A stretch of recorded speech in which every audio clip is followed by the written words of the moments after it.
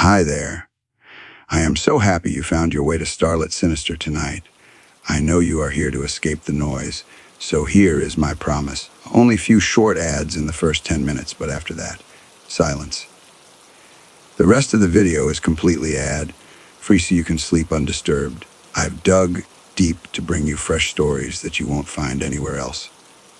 I wanted to bring you something real. If that sounds good to you, a sub would help me a lot. Before you close your eyes, let me know one thing in the comments.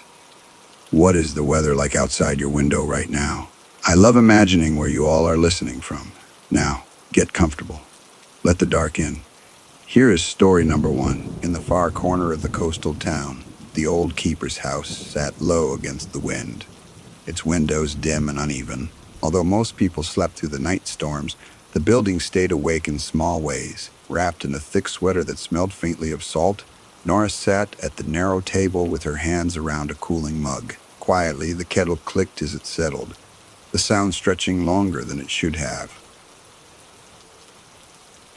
Beyond the glass, snow drifted sideways, thin and dry, scraping softly against the siding. While the lighthouse beam turned out over the water, its light never quite reached the house. Tired from a day of small tasks, Nora kept her eyes on the tabletop, tracing old scratches with her thumb. Slowly, she counted breaths without meaning to. In winter, she stayed on as caretaker because no one else wanted the quiet. Because the work was simple and paid steadily. It felt like an easy choice at the time. Used to watching things instead of being watched, she logged temperatures and checked doors on a set rhythm. Calmly, she told herself the silence was part of the job. Near the back hallway, a wall clock ticked unevenly. Although she had fixed it twice already, the sound never stayed right. Distracted by the uneven beat, Nora stood and nudged it with her knuckle. Softly, the ticking paused, then resumed. Under the narrow stairs, a draft pressed against her ankles. Because the house was old, cold moved where it pleased. Pulling her sweater tighter, Nora crossed to the small window facing the sea. Slowly, she leaned closer, careful not to fog the glass. Out on the rocks, snow filled the gaps where waves should have been seen. While the lighthouse beam passed overhead, the darkness between turns felt thicker. Uneasy without knowing why, Nora stepped back from the window. Quietly, she rubbed her hands together. At the edge of the kitchen, a notebook lay open where she'd left it, because she liked written records. Each page held small notes about wind and light. Methodically, Nora flipped back a few pages, reading her own careful handwriting. Slowly, she realized she didn't remember writing the last entry. On the page, a single line sat lower than the others. Although the ink matched her pen, the words felt distant. Still and focused, Nora read it again. Quietly, her throat tightened. Near the stove, the floor creaked once.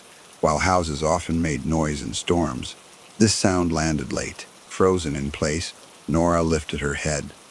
Carefully, she listened past the wind. Nothing followed. Because the quiet returned too quickly, it felt deranged. Uneasy now, Nora closed the notebook and set it aside. Slowly, she reached for her mug again. In the hallway, the draft shifted. Although it stayed cold, it seemed to move with intent. Alert and uncertain, Nora stepped closer to the doorway. Quietly, she peered down the narrow passage. At the far end, the door to the spare room stood closed. Because she rarely used it, the sight pulled at her memory. Reluctant to open it, Nora stood where she was. Slowly, she waited for the feeling to pass. Behind her, the clock missed a beat. While the tick resumed, the gap stayed with her. Distracted and tense, Nora turned back toward the kitchen. Quietly, she exhaled. Along the counter, Frost traced thin lines near the window frame. Because the glass had been clear earlier, the change stood out. Careful not to touch it, Nora leaned closer. Slowly, she noticed faint marks beneath the frost. They were not shapes she could name. Although shallow, they followed a pattern. Focused and uneasy, Nora tilted her head. Quietly, she stepped back again. From outside, the lighthouse beam passed once more. While its light slid across the wall, it hesitated near the hallway. Stiff-backed, Nora watched the pause. Slowly, her pulse found her ears. When the light moved on, the hallway felt darker than before. Because the contrast lingered, the space felt altered. Uncertain and tired, Nora rubbed her eyes. Quietly, she told herself she needed rest. Near the foot of the stairs, the air warmed slightly. Although the heat hadn't been adjusted, the change felt personal. Alert again, Nora stepped back.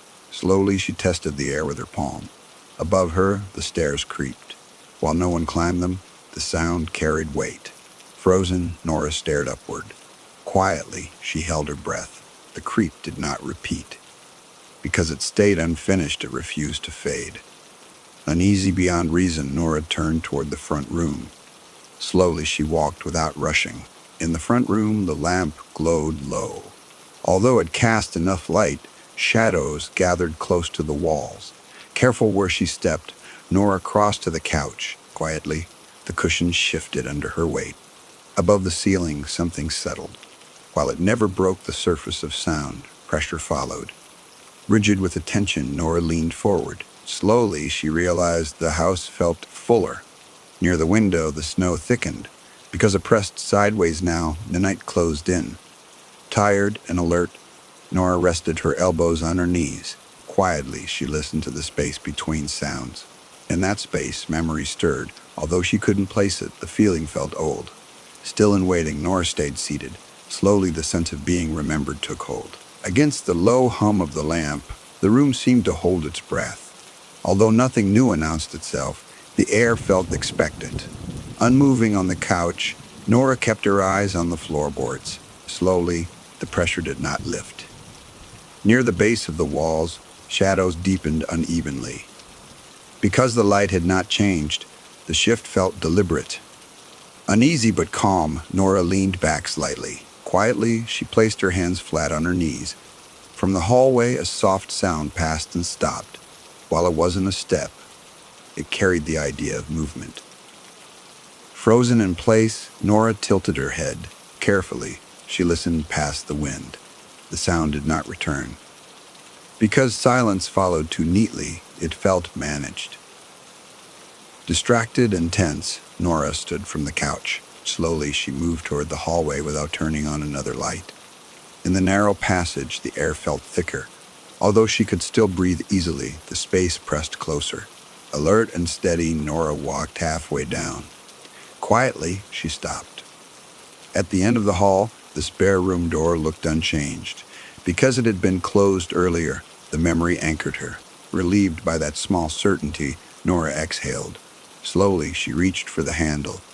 The metal felt warmer than expected. Although the house was cold, the heat lingered. Startled by the detail, Nora pulled her hand back. Quietly, her fingers tingled. Behind her, the lamp dimmed slightly. While it stayed on, its reach shortened. Uneasy again, Nora did not turn around. Slowly, she steadied her breathing.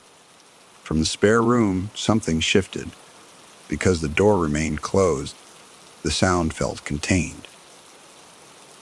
Rigid with attention, Nora stayed where she was. Quietly, she waited for it to finish.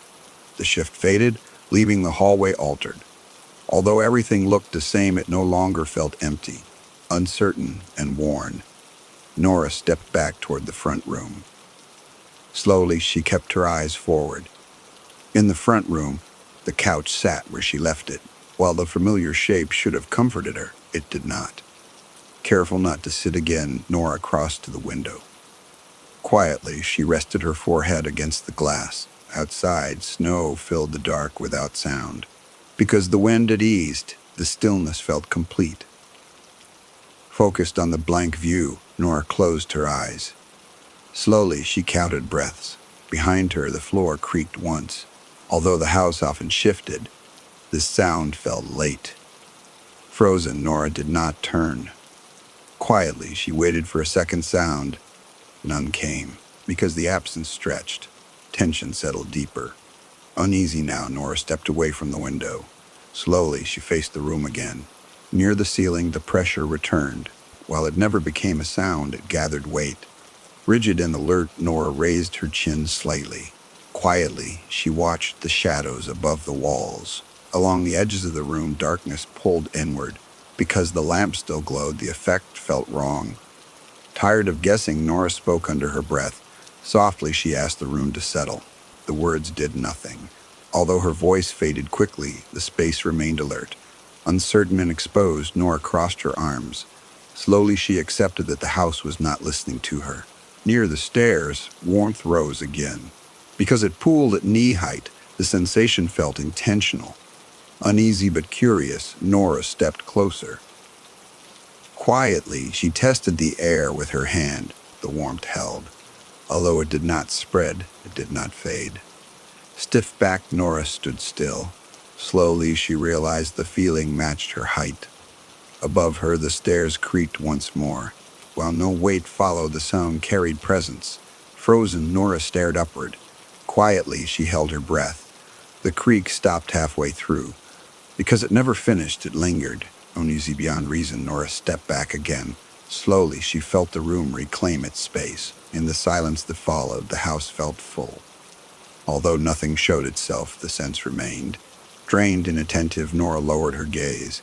Slowly, she understood the quiet was not empty. It was waiting. Beneath the steady waiting of the room, Nora stayed where she was. Although her legs felt tired, moving seemed unnecessary now. Quietly, she listened to the way the house held itself. Slowly, the silence pressed closer without sound. Near the front door, the air shifted. Because no draft followed, the change felt internal. Uneasy but calm, Nora turned her head slightly. Softly, she focused on that part of the room. Against the door frame, warmth gathered again. While the rest of the house stayed cold, the spot did not. Alert and still, Nora watched the space without stepping toward it. Slowly, her shoulders lowered. In the kitchen behind her, the clock resumed its uneven rhythm. Although the sound should have grounded her, it did not. Distracted by the missed beats, Nora counted along in her head. Quietly, she lost track. Along the ceiling, a faint settling passed and stopped. Because it never completed itself, the pause felt deliberate. Tense but composed, Nora folded her hands together. Slowly, she waited for the next change. None came. Although the house remained full, nothing moved. Uncertain how long she'd been standing, Nora shifted her weight. Quietly, the floor responded with a soft creak. The creak echoed farther than it should have. Because the sound lingered, it felt shared. Uneasy now, Nora stayed still again. Slowly, she understood the house was responding. Near the spare room door, the warmth rose slightly. While it never reached her, the distance felt measured. Aware of the space between them, Nora did not cross it. Quietly, she watched the threshold. In that narrow gap, memory pressed forward. Although she could not name it, the feeling felt familiar. Still and listening, Nora closed her eyes briefly. Slowly, she remembered choosing this job for the quiet. Behind her eyelids, the house stayed present. Because the sensation did not fade, she opened her eyes again. Uncertain and calm, Nora exhaled through her nose. Quietly, she accepted the night was not finished. Near the window, the lighthouse beam passed once more. Although it skimmed the wall, it did not touch the floor. Focused on the mist light, Nora tracked its movement. Slowly, she noticed it hesitated again. When the beam moved on, the room felt altered. Because the contrast remained, the dark felt deeper. Uneasy but steady, Nora stepped back toward the couch. Quietly, she sat without leaning. Above her, the ceiling settled again. While the sound stayed faint, pressure followed. Rigid with attention, Nora placed her palms on the cushion. Slowly, she grounded herself. From the hallway, a soft change passed through the air. Because it aligned with her seated height, it felt intentional. Still and aware, Nora did not look up. Quietly, she waited. The warmth shifted closer. Although it never touched her, the distance closed. Tired and attentive, Nora rested her elbows on her knees. Slowly, she bowed her head. In that lowered position, the house felt nearer. Because the sensation deepened, she did not resist it. Calm in a way she did not expect, Nora stayed still. Quietly, she let the feeling settle. Near the stairs, the air cooled again. While the warmth remained elsewhere, this change felt balanced. Observant now, Nora noted the pattern without judgment. Slowly, she accepted it as a kind of order. The clock missed another beat. Because the silence between ticks stretched, time felt thin. Uncertain how much had passed, Nora did not check the hour. Quietly, she stayed present. In the space between sounds, the house felt complete. Although nothing announced itself, the fullness remained. Aware and calm, Nora lifted her head slightly. Slowly, she realized she was no longer alone with the silence. The silence was with her. Against the settled fullness of the room, Nora did not stand right away. Although her body felt ready to move, the quiet suggested otherwise. Still and careful, she stayed seated, palms resting where warmth lingered. Slowly, the sense of being accompanied did not fade. Near the front door, the air shifted again. Because no sound followed, the change felt deliberate. Aware now of subtle patterns, Nora lifted her head. Quietly, she watched the space without fear. Along the walls, shadows softened instead of deepening. While the lamp remained low, its glow felt less important. Tired but alert, Nora stood and stretched her legs. Slowly, she adjusted to the weight of the room. In the kitchen, the clock resumed its uneven rhythm. Although she no longer counted the beats, she noticed the pauses. Distracted by memory, Nora crossed to the counter. Quietly, she ran her fingers along the wood. On the surface, the grain felt warmer than before. Because the house stayed cold elsewhere, the warmth stood out. Curious without urgency, Nora leaned closer. Slowly, she rested her palm flat. Behind her, the hallway breathed. While it made no sound, the pressure shifted. Unmoving, Nora did not turn. Quietly, she acknowledged the presence. Near the spare room, the door frame held steady heat. Because it matched her height again, recognition settled in. Calm in a way she had not expected, Nora stepped closer. Slowly, she stopped just short of the threshold. The door did not open. Although nothing invited her in, nothing pushed her away. Still and thoughtful, Nora waited. Quietly, she felt the balance hold. In that pause, memory returned differently, because it no longer felt sharp. It carried age. Uncertain but grounded, Nora breathed evenly. Slowly, she understood the house remembered more than moments. Behind her eyelids, images surfaced without shape. While no faces formed, familiarity remained. Unafraid, Nora opened her eyes again. Quietly, she stayed present. Near the stairs, the air cooled once more. Because the warmth remained elsewhere, the contrast felt intentional.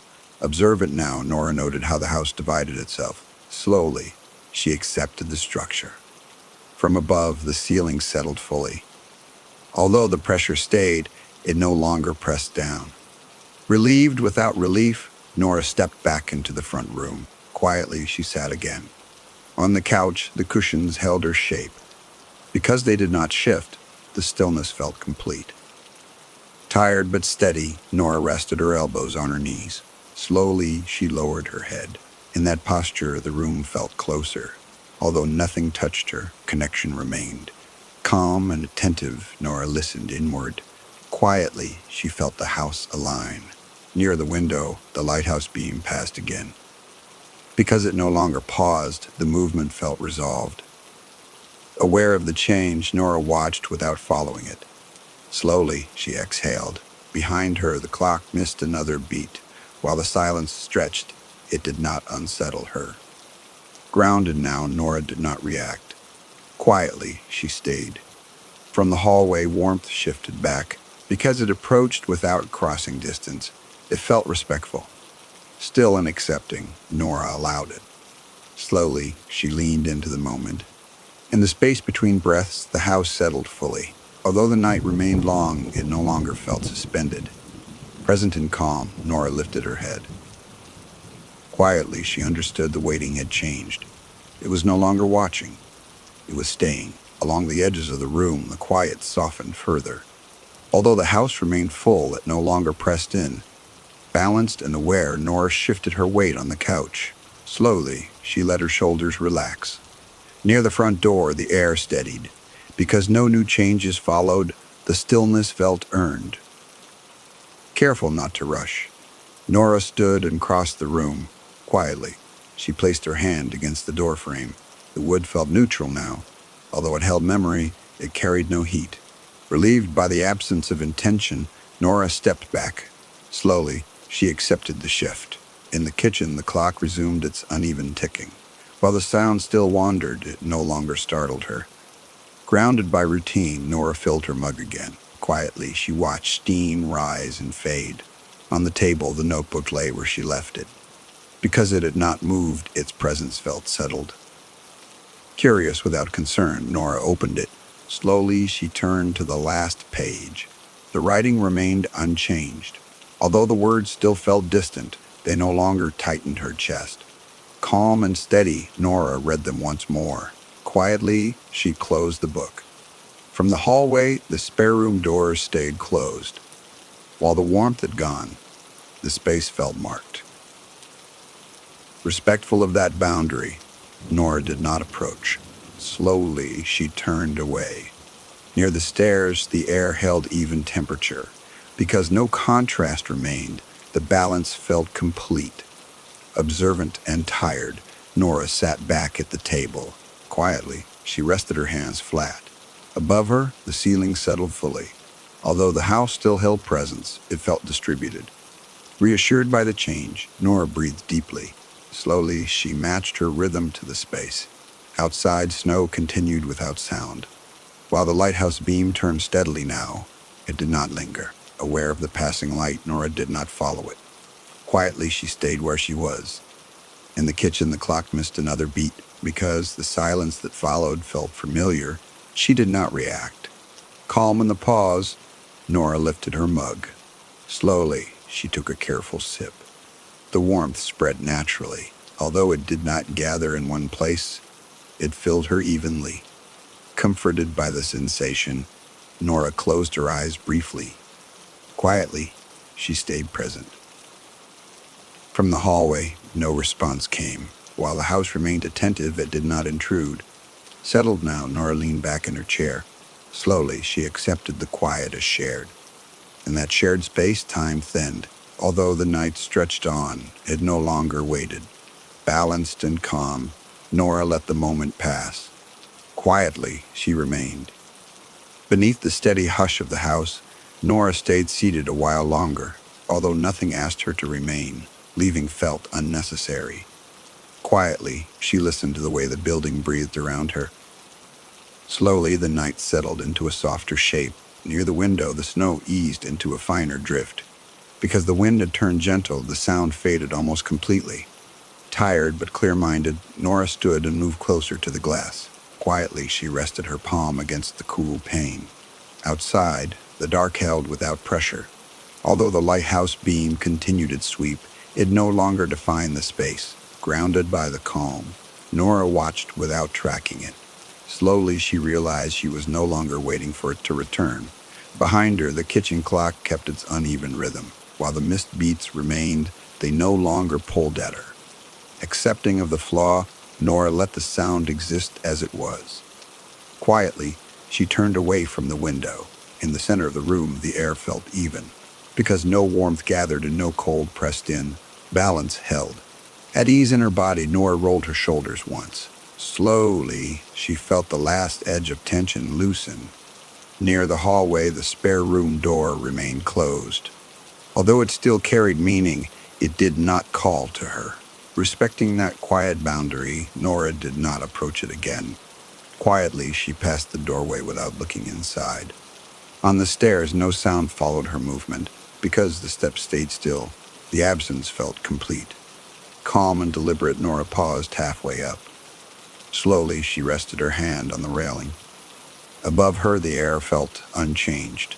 Although the house remained aware, it did not shift. Comforted by the steadiness, Nora continued upward. Quietly, she reached the landing. In her small bedroom, the lamp glowed softly. While the light was dim, it felt sufficient. Unhurried and calm, Nora sat on the edge of the bed. Slowly, she removed her sweater and folded it neatly. The room held its shape. Because nothing pressed or followed, the quiet felt mutual. Reassured by that bounce, Nora lay back. Quietly, she pulled the blanket up to her chest. Above the ceiling, the house settled one final time. Although the sound stayed faint, it carried completion. At rest within it, Nora closed her eyes. Slowly, her breathing deepened. In the dark behind her eyelids, no images formed. Because nothing reached for her, the absence felt kind. Unafraid and present, Nora stayed still. Quietly, she let sleep approach. The night did not release its awareness. Although it remained, it no longer watched from a distance. Integrated in calm, Nora sensed it alongside her. Slowly, she understood this was not an ending. It was an agreement. Story number 2. The heater clicked in the corner of the night shift office, sounding unsure about staying on. The building was meant to sleep after dark, yet the library never fully did. Tired from too much coffee and not enough rest, I sat at the desk and listened to the pipes breathe.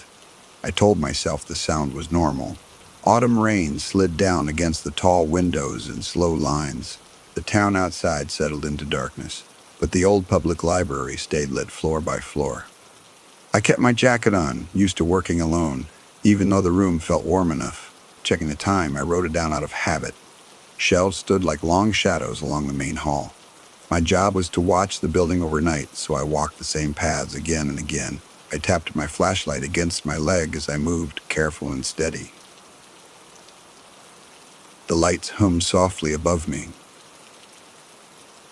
A chair was pulled out at the far end of the children's section. I was sure I had pushed it in earlier, so I stopped walking. I stared at the empty space around it, still and uneasy. That old, tight feeling returned to my chest. A book shifted on a shelf behind me. Nothing should have moved, yet my shoulders lifted without asking. Distracted by memory, I thought of my habit of leaving things half done. I turned around slowly. Nothing stood out between the rows at first. My eyes adjusted while the rain outside softened. I heard a sound like paper rubbing together, faint and dry. Stepping closer, I listened. One book lay open on the floor in the history aisle. The cover was worn, but I knew the title well. I bent down to pick it up, unsettled and quiet. The pages were damp, as if touched by wet hands. A light flickered once from the ceiling. The bulb had been replaced last week, so that didn't make sense. Tense and unsure, I stood and looked up. The light steadied again slowly. The checkout computer turned on by itself beyond the desk. The screen glowed while the rest of the room felt darker. I walked back toward it, uneasy and alert. The keyboard clicked softly. A name was being typed on the screen. No one stood there, but letters appeared one by one. I read it twice, frozen in place. It was my name. Something dropped inside my chest. I hadn't logged in, and my hands started to shake. I reached for the mouse, trying to stay calm. The typing stopped. A footstep echoed from the stairwell. The sound moved upward while my breath felt thin. I counted each step, listening and still. They stopped just outside the main hall. A shadow lingered at the top of the stairs. No face showed, but I knew someone stood there. I stayed where I was, afraid but quiet. The shadow leaned forward. I saw the outline of a coat in the dim light. It looked like one I used to know, causing my throat to tighten. Regret distracted me, bringing back the last winter I'd spent here with my sister. The shadow shifted. The chair in the children's section scraped back across the floor. It moved an inch on its own while I watched. I couldn't look away, stunned and breathing shallow. The sound stopped. Old memories pressed forward behind my eyes. I tried to push them down, but they didn't listen. Ashamed and tired, I thought about the argument we never finished. My feet carried me toward the chair. The air felt colder in the children's section. The heater hadn't clicked again, so the chill felt wrong. I reached out and touched the chair, careful and slow. It felt damp. A page turned in the open book on the floor. The paper lifted on its own while I stood frozen. I leaned closer, uncertain and pale. Words formed where none had been before. A short sentence waited on the page. The ink looked old, yet it was still wet. Shaken and confused, I read it once. It said I should have stayed. The stairs creaked again behind me. The sound came closer, making my skin prickle. I heard breathing that matched my own pace. Slowly I turned. Someone stood where the shadow had been at the edge of the light. Their face stayed unclear, but their posture felt familiar. I knew without proof who it was, still and aching. They lifted their head. My sister's outline became clearer in the half-light. Her eyes didn't shine right, but I saw her smile. Overwhelmed and quiet, I couldn't speak. She took one step forward. The air buzzed between us like a held breath. I wanted to look away, but my eyes stayed locked. I stayed still, afraid of what would happen if I moved. She raised her hand. Dust drifted down from the ceiling. The lights flickered again, making the library feel smaller. Whispers rose between the shelves, listening closely. They said my name the way she used to. My phone vibrated in my pocket without a message. I didn't check it, so the buzzing stopped. Tired and heavy, I thought of all the nights I avoided home. My sister's hand reached closer. The light dimmed at the space between us. I wanted to step back, but my feet stayed planted. Numb and shaking, I smelled old paper and rain. Her voice finally came. She didn't speak out loud. The words landed inside my head, feeling deeper. Ashamed and small, I heard her ask why I never came back. The lights went out across the hall. The quiet felt heavier against the dark shelves once the lights stayed off.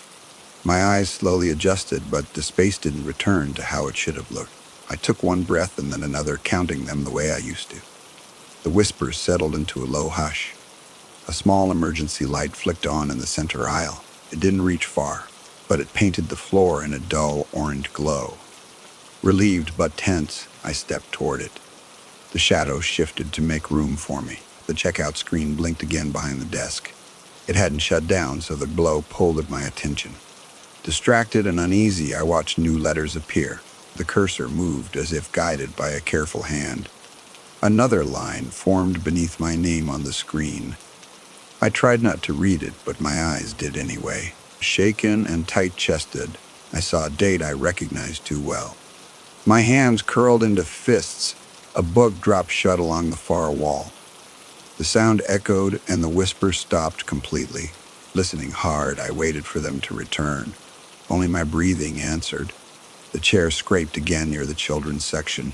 It moved farther this time, and my stomach turned. Afraid and rooted, I watched it slide until it touched the edge of the rug. It stopped as if it had reached the right place. The outline beside the chair shifted in the glow of the emergency light. I didn't look directly, but I knew she was still there. Torn between wanting proof and fearing it, I stared at the floor. The smell of rain faded, replaced by something familiar. Her shampoo came back to me from memory. The scent wrapped around the room while I stood frozen. Overwhelmed and tired, I closed my eyes for a moment. The library creaked like an old house settling. The emergency light had dimmed when I opened my eyes. The darkness felt closer, so I reached out for the desk. My fingers brushed the wood, careful and shaking. It felt colder than it should have. The stairwell door eased open across the main hall. I hadn't touched it, but the hinges sighed anyway. Alert and strained, I watched the opening widen. A line of light appeared from below. Steps began to sound on the stairs. My chest tightened with each one as they climbed. Listening closely, I noticed the pace felt familiar. The steps paused on the landing. A shape stood half-lit at the top of the stairs. I still couldn't see her face clearly, so the waiting hurt more. Stuck between relief and dread, I swallowed hard. She didn't move closer. Books leaned inward along the shelves as if listening. The room stayed still, yet the air seemed busy. Uncertain and lightheaded, I shifted my weight. The shape raised its head. Her eyes reflected just enough light in the dim glow. They looked wrong and right at the same time, causing my heart to stutter. Holding myself still, I met her gaze. She smiled the way she used to when she didn't want to argue. Time felt stretched thin between us.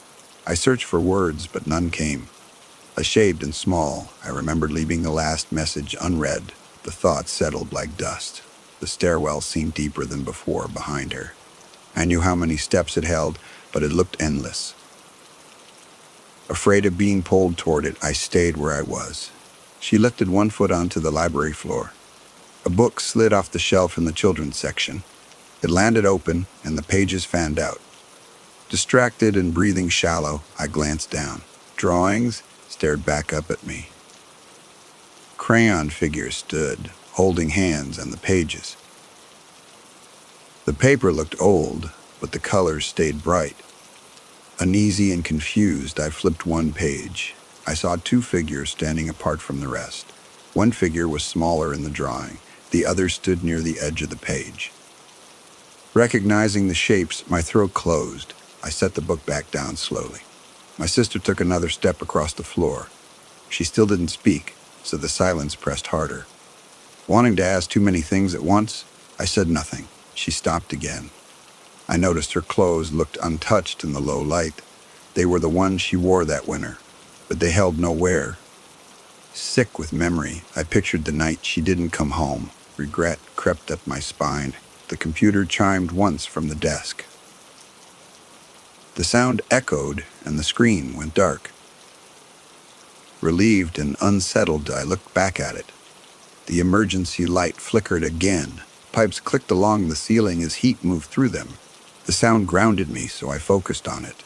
Breathing slow and shallow, I tried to stay present. The library seemed to wait. Something brushed past my shoe near my feet. I looked down, but nothing was there. Startled and tense, I stepped back. The whispers returned, lower this time. I caught fragments of words in the sound. They didn't form sentences, but they felt directed at me. Uncomfortable and pale, I pressed my hands together. The whispers faded again. My sister turned her head slightly at the stairwell. The movement felt like an invitation, and my heart sank. Knowing I should stay put, I still leaned forward. She waited. The front doors rattled once behind me. The storm outside had eased, but the sound carried. Distracted and torn, I glanced that way. The doors went still. She stood closer than before when I looked back. I hadn't seen her move, and my breath caught. Frozen and unsure, I felt the space shrink. The air grew colder again.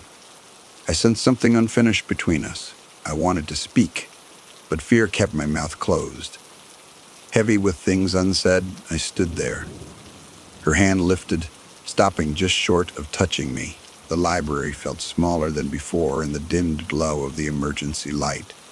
Nothing had moved, yet the space pressed inward like it was aware of being watched, tense and unsteady. I opened my eyes fully and focused on her hand again. It stayed where it was, patient in a way that hurt. Shelves creaked across the room as if adjusting their weight. The sound traveled, but it didn't bounce the way it should have. Alert and breathing shallow, I noticed how quiet my thoughts had become. Everything narrowed to the space between us. My heart beat slower than it should have behind my ribs. The rhythm felt wrong, so I pressed my palm against my chest. Uneasy and distracted, I waited for panic to rise. It didn't, and that absence scared me more. The chair slid back into place at the edge of the children's section. I didn't see it move, but I felt it settle. Numb and worn down, I wondered how long it had been waiting like that. The question stayed unanswered. Cold air drifted across the floor again from the stairwell. It brushed my ankles while the rest of my body stayed warm.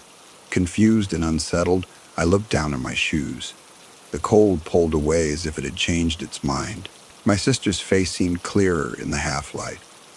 The details still felt wrong, but her expression hadn't changed.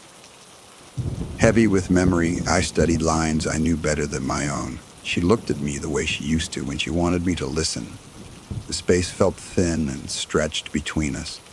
I didn't trust my voice, so I stayed silent. Ashamed and worn down, I thought of all the words I'd saved for later. Later felt very far away. A clock ticked once along the far wall. I hadn't noticed it earlier, but the sound landed clearly now. Grounded by it, I counted the seconds. The ticking stopped. The computer screen flickered back on near the desk. No keys moved. But a single line appeared. Uneasy and focused, I leaned just enough to read it. It asked if I was done yet. Something loosened and tightened at the same time inside my chest. The question felt heavier than it should have, and my throat closed. Tired of avoiding answers, I swallowed hard. I still didn't respond. Dust drifted down in a slow curtain from the ceiling. While it fell, the emergency light dimmed further. Listening closely, I noticed the hum of the building deepen.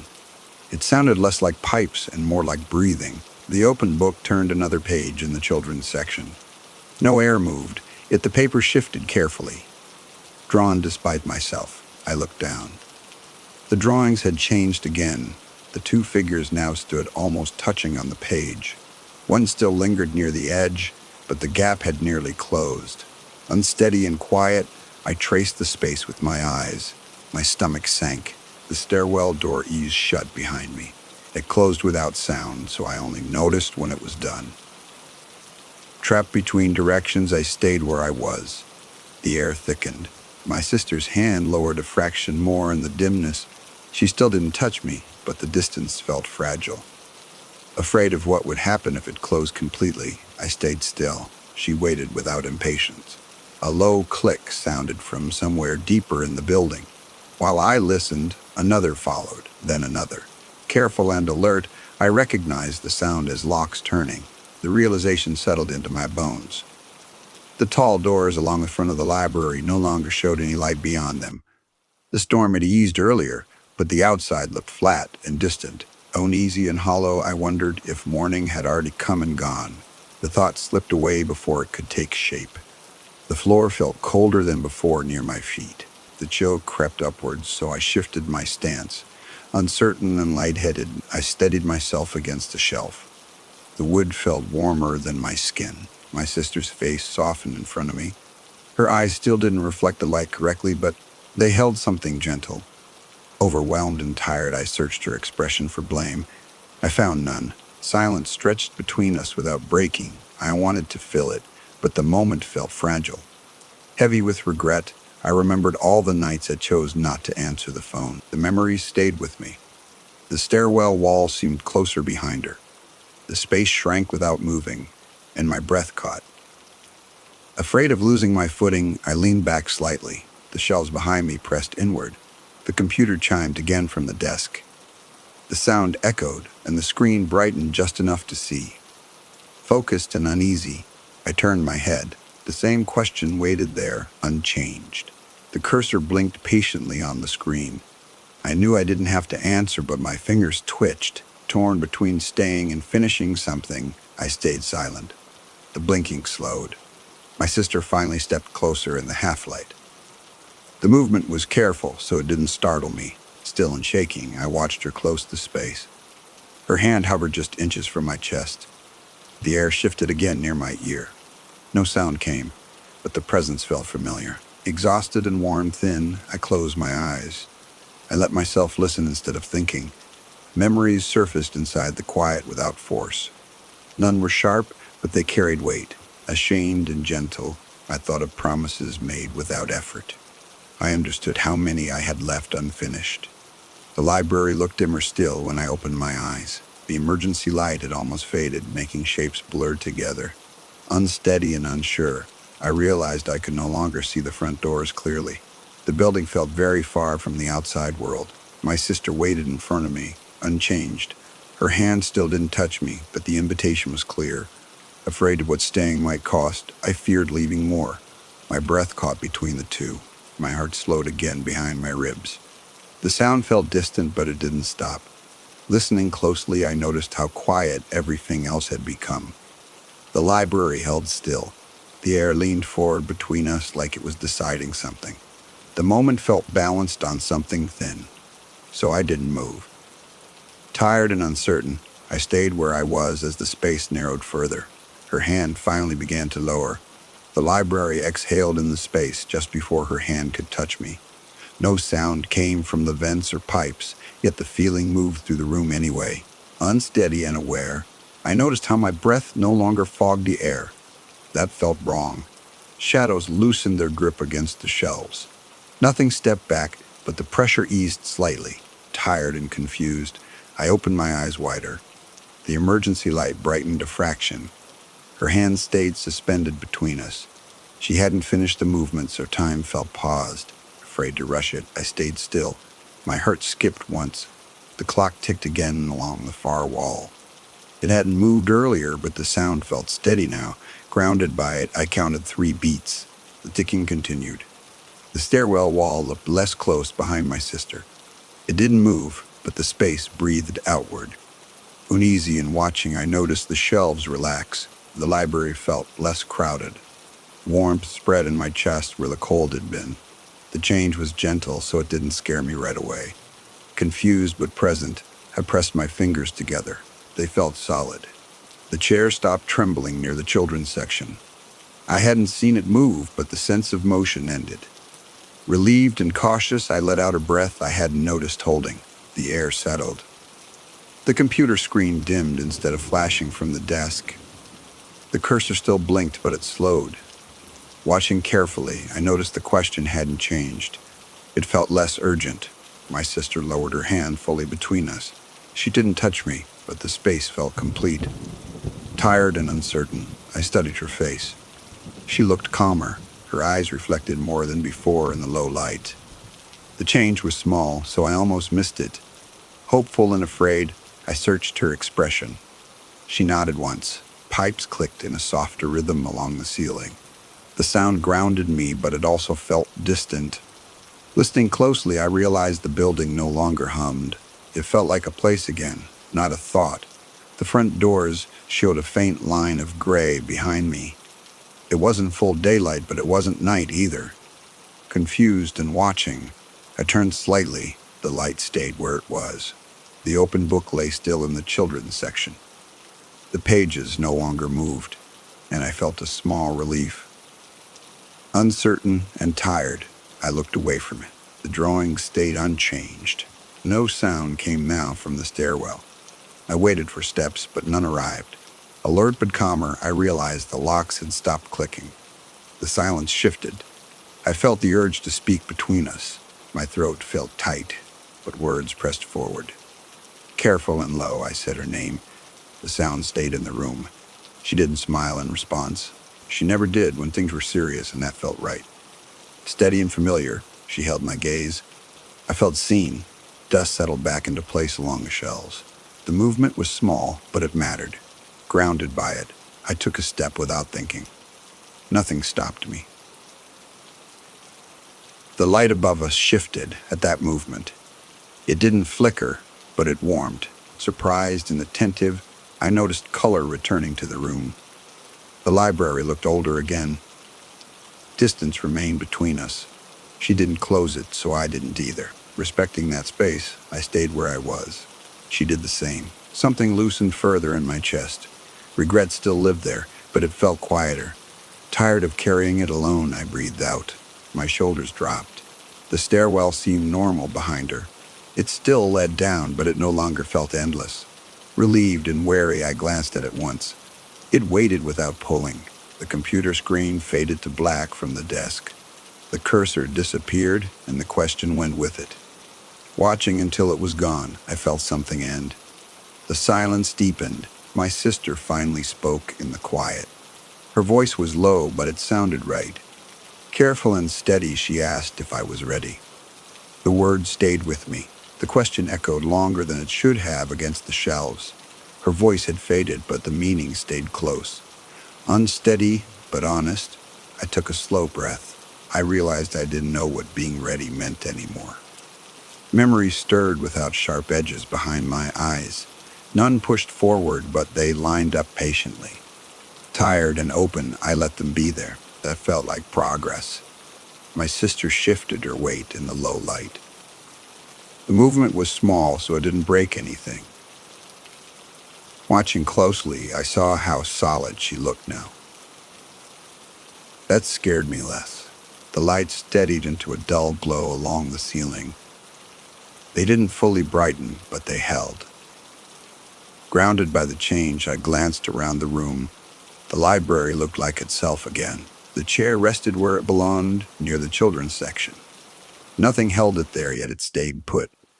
Relieved and cautious, I nodded to myself. The feeling of being watched eased. The clock ticked on from the far wall. The sound felt normal, so it helped. Breathing easier, I counted 5 beats. My pulse matched it.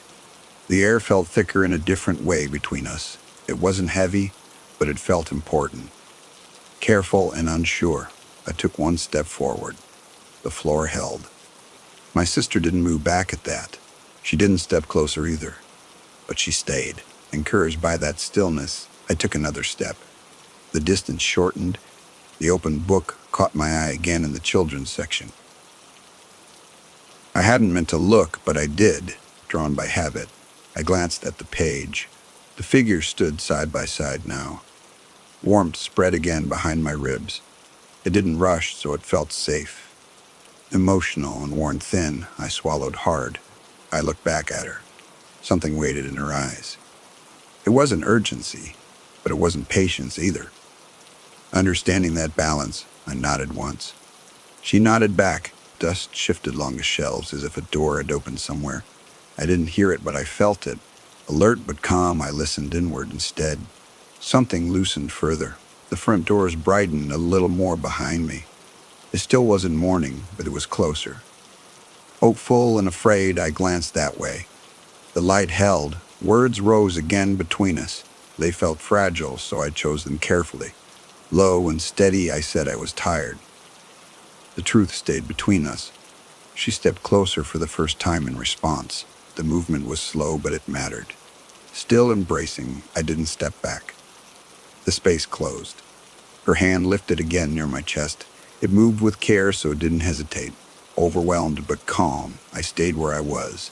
The air warmed. The stairwell dimmed further behind her. It no longer pulled at me, so I ignored it. Focused and present, I watched her face. She looked relieved. I noticed my breathing had changed in the silence. It was slower, but it felt deeper. Grounded and tired, I let it happen. The library held steady. No sound came now from the desk. The computer stayed dark, but it didn't feel empty. Observant and calm, I accepted that. The feeling of being tested faded. Her hand stopped just short of touching me again between us. This time felt different, so I didn't freeze. Ready in a way I couldn't explain, I waited. The library seemed to lean back in the quiet that followed. Nothing stepped away, but the pressure eased in a way I felt in my shoulders. Tired and present, I noticed how steady my hands had become. That felt like an answer. The light warmed another shade along the shelves. It still wasn't bright, but it felt honest. Grounded by the change, I took one more breath. I let it out without holding any part of it back. Her hand moved the final inch between us. The motion was gentle, so it didn't startle me. Still and aware, I felt the air change where it passed. Nothing burned or froze. Sensation spread instead of touch at the point where her hand met me. There was no weight, but there was presence. Unsteady but calm, I felt something line up inside my chest. The space filled without closing. My heart slowed further behind my ribs. It didn't stop, but it no longer hurried. Listening closely, I realized it matched the rhythm of the room. I understood that mattered. The clock ticked on without skipping along the far wall. I didn't check the time, but I trusted it again. Relieved and worn thin, I nodded to myself. The sound carried on. The open book lay flat in the children's section. The pages no longer shifted, so the drawing stayed still. Watching from the corner of my eye, I noticed the figures hadn't changed again. They didn't need to. The stairwell softened into shadow behind my sister. It still existed, but it no longer asked anything of me. Certain and calm, I let it be there. The pull faded completely. I felt the last of my resistance loosen between us. Fear was still present, but it felt distant. Honest and tired, I accepted that I was done holding myself apart. The choice settled without force. Dust fell and stayed where it landed along the shelves. The movement was small, but it felt final. Grounded by it, I took another step forward. The floor didn't creak. My sister's expression changed again in front of me. It wasn't a smile, but it was close. Moved by it. I felt my throat tighten. I didn't look away. The distance closed fully between us. There was nothing left to wait for, so the moment didn't rush. Still and open, I let it happen. The room held us. The library breathed in and out once around us. The sound was barely there, but I felt it. Calm and steady, I matched it without trying. The space felt complete. The front doors brightened to a soft gray behind me. It wasn't morning, but it was no longer night. Aware and peaceful, I understood what that meant. I didn't turn to look. Warmth replaced the last of the cold in my chest. The change was gentle, so it felt earned. Exhausted and clear, I rested inside it. The weight I'd carried loosened its grip. Her presence remained steady between us. There was still no touch, but there was no gap either. Certain and calm, I stayed right where I was. That was enough. The lights settled into a steady glow along the shelves. They didn't brighten further, but they didn't dim again. Grounded by the balance, I took one final breath. I let it go. Nothing pulled at me anymore in the stillness that followed. There was nowhere else I needed to be, so I stopped searching. Tired but whole, I accepted the quiet as it was. The library stopped feeling like a place I was guarding and became a place I was part of. And in that calm, settled moment, I understood that I wasn't waiting anymore. Story number 3. Against the concrete desk at the far end of the basement room, the desk lamp hummed without flicker. Although the building above had closed hours earlier, the air below still carried warmth that did not belong to machinery.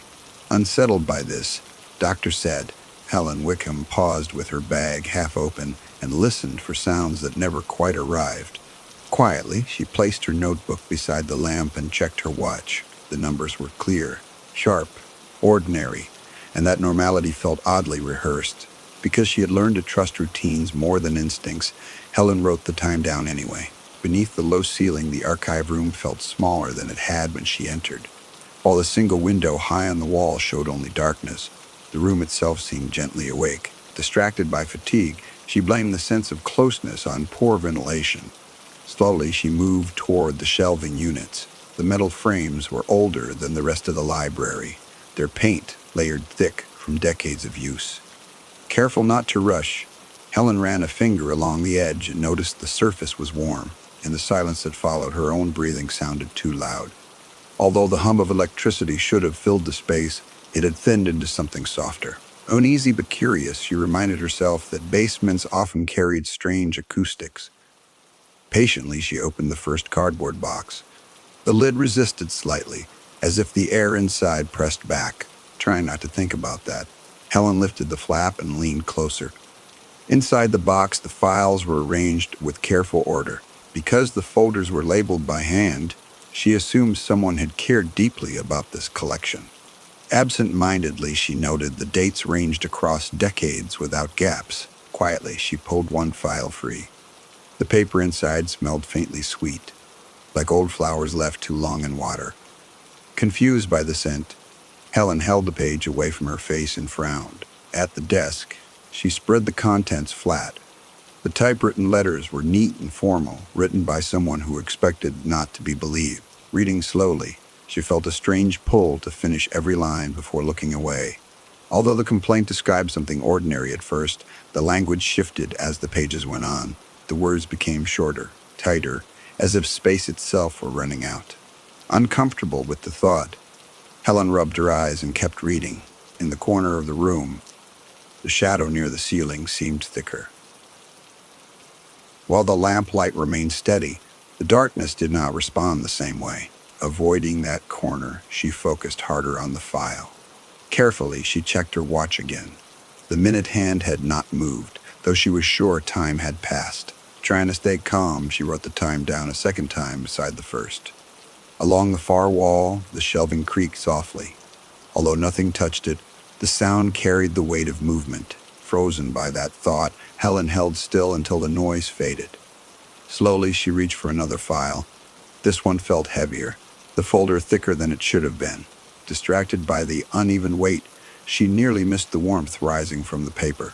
In the air between the shelves, the sweetness deepened. because the smell reminded her of a childhood hospital visit. Her chest tightened unexpectedly.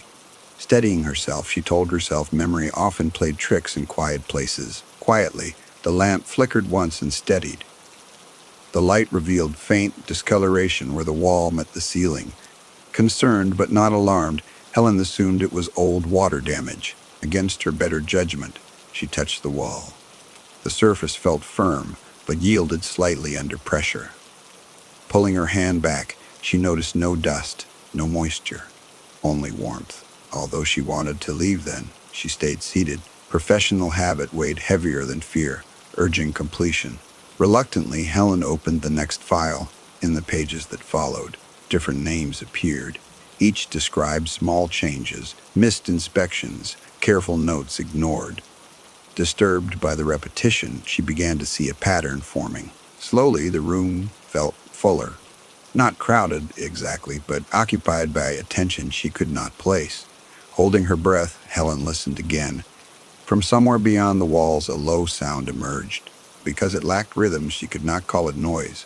Instinctively, she pressed her hand against the desk for balance. Quietly, she stood and stepped back. The distance to the door seemed longer than before. Trying not to count her steps, she crossed the room anyway. At the door, the handle felt warm. Although she turned it gently, it did not move. Uncertain how long she stood there, Helen eventually stepped away. Back at the desk, the files waited. They seemed closer together, the box fuller than when she started. Shaken but focused, she picked up her notebook. Carefully, she wrote down what she had read. The words came easily, faster than she expected. Noticing this, Helen slowed her hand deliberately. In the corner of the page, her pen paused. Because she could not remember writing the previous line, she read it twice. Troubled by the familiarity of her own handwriting, she closed the notebook. Slowly, the smell thickened again. It no longer reminded her of flowers, but of breath held too long. Swallowing hard, Helen gathered the files back into the box. In the quiet that followed, the room seemed to lean inward. Although the walls did not move, their presence felt closer. Still seated, she reached for her watch once more. The time was unchanged.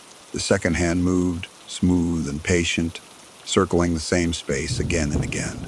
Watching it, Helen felt a deep tiredness settle into her shoulders. Quietly, she sat back down. The chair felt softer than before, less solid. Against her will, she opened another file. Beneath the desk lamp, the next folder rested at an angle she didn't remember leaving it in, although she was certain she had stacked the files neatly. This one leaned outward, inviting attention. Uneasy but compliant, Helen slid it closer and opened it. Quietly, the paper inside resisted her fingers. The pages felt thicker than expected, almost padded. Frowning at the sensation, she adjusted her grip and continued. In the opening paragraph, the language was familiar. Because it echoed the phrasing she'd used in her own research notes, her stomach tightened. Trying to dismiss the thought, Helen focused on the date printed at the top. Slowly, she realized the date was recent. Not old, not historical, but close enough to feel personal. Distracted by that, she flipped to the second page. Along the margins, handwritten notes appeared. Although the ink was faded, the slant matched her own handwriting too closely. Disturbed by this, she compared it to the notebook beside her. Carefully, she did not place them side by side. The similarity was already enough. Breathing shallowly, Helen read on. In the far corner of the room, something shifted. While her eyes stayed on the page, her body noticed the change first. Rigid with attention, she listened for confirmation. Quietly, the low sound returned. It wasn't coming from one place, but from the room itself. Pressing her lips together, Helen forced herself to stay seated. Against the surface of the desk, her palm felt heat again. Although the lamp hadn't changed, the warmth spread outward. Uncomfortable with how steady it felt, she lifted her hand. Slowly, she reached for her watch. The strap left a faint red mark on her skin. Trying not to panic, Helen loosened it and set it aside. In the silence, the room seemed larger, not wider but deeper, as if space had stretched backward. Confused by the feeling, she blinked several times. Carefully, she stood and took one step toward the shelves. The step took longer than expected. Unnerved, she did not take another. At the edge of the shelving, the air felt dense, although nothing blocked her path. Moving forward felt like pushing through resistance. Uncertain what to do, Helen rested her hand against the metal frame. Quietly, the shelf vibrated. The movement was subtle, almost polite. Pulling her hand back, she noticed her fingertips were warm. In the file she still held, the text continued. It described a researcher working late in an archive basement. Realizing this, Helen closed her eyes briefly. Slowly, she reopened them and kept reading. The description matched her surroundings with careful accuracy. Alarmed but focused, she scanned ahead for the ending. Along the final page, the sentences shortened, because the handwriting grew unsteady. The writer seemed tired, recognizing that feeling. Helen swallowed hard. Quietly, she reached the last line. It ended mid-thought. The ink pressed too hard into the page. Shaken by the familiarity, she placed the file back on the desk. In the space where the file had been, another now sat. Although she hadn't moved, the desk looked fuller. Uneasy with this, Helen stepped back again. Slowly, the smell in the room changed. The sweetness flattened into something warmer, closer. Holding her breath, she waited for it to fade. Against the wall, the discoloration had spread. It wasn't wet, just darker, smoother. Avoiding it, Helen kept her eyes on the floor. Carefully, she counted her steps to the door. The number felt wrong before she finished counting. Stopping halfway, she let her arms fall to her sides. In the quiet pause, the building seemed attentive. Although no sound came, the pressure remained. Small and tired, Helen leaned against the desk again. Quietly, her notebook slid open. A new line of writing filled the page. Startled by this, she snapped it shut. Slowly, she realized she wasn't alone. Not with another person, but with presence. Accepting this without understanding, she sat down again. At the desk, the files waited patiently. They no longer felt like objects, but like records in progress. Resigned and heavy, Helen opened the next one.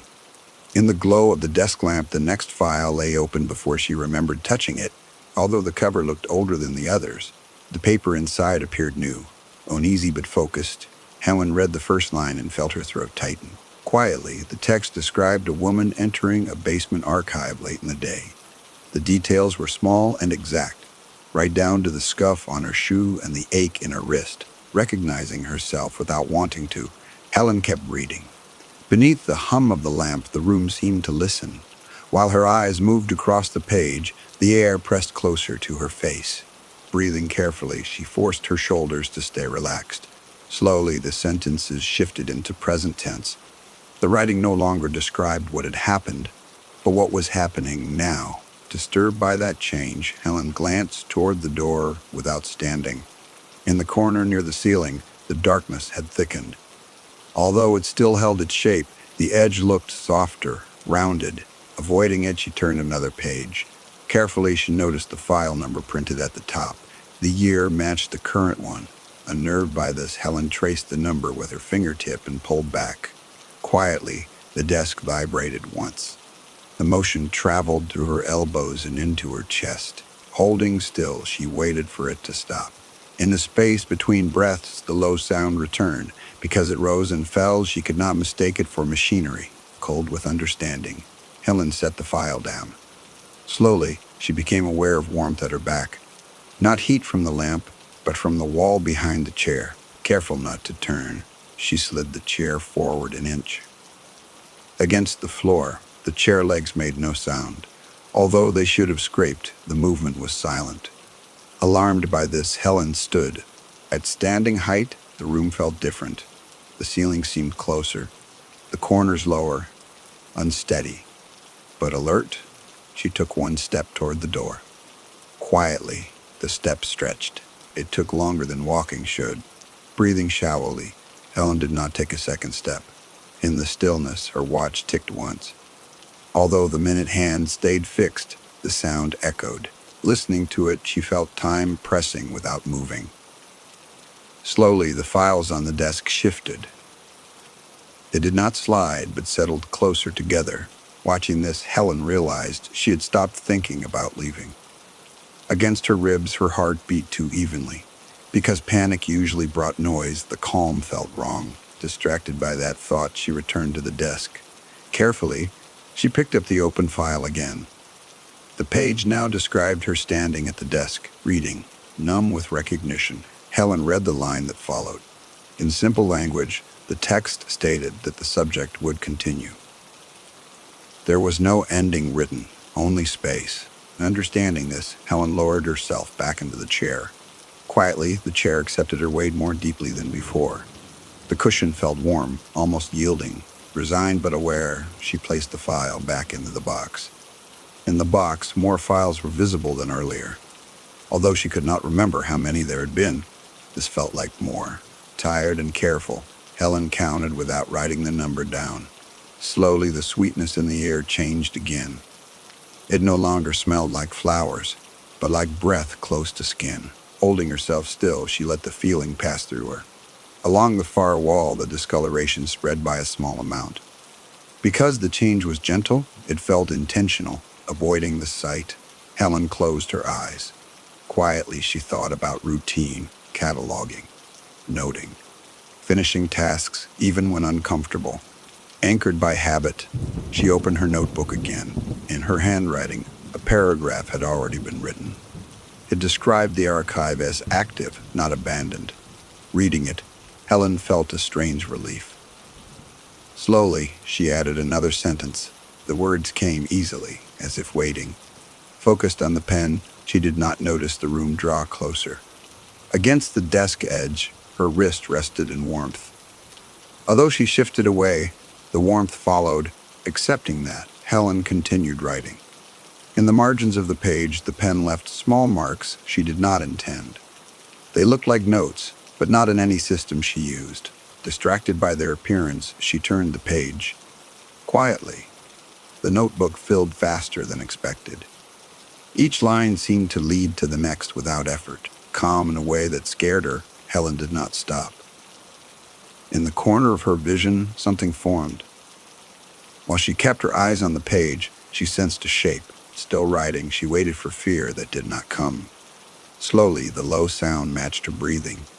In and out, steady and close. Grounded by the rhythm, Helen kept her posture straight. At the edge of the desk, a new file appeared. The label carried her name. Seeing it, she did not reach for it. Quietly, the lamp dimmed. The light remained, but softer, greener. Aware of the change, Helen finished the sentence she was on. In the pause that followed, the room felt complete. Although nothing had resolved, everything had settled. Hands resting on the notebook, Helen waited. Against the softened light of the lamp, the room held its breath as if waiting for her next movement. Although her hands rested on the notebook, the desk beneath them felt less like furniture and more like something attentive. Calm in a way that scared her, Helen lifted the pen again. Quietly, the first word formed without effort.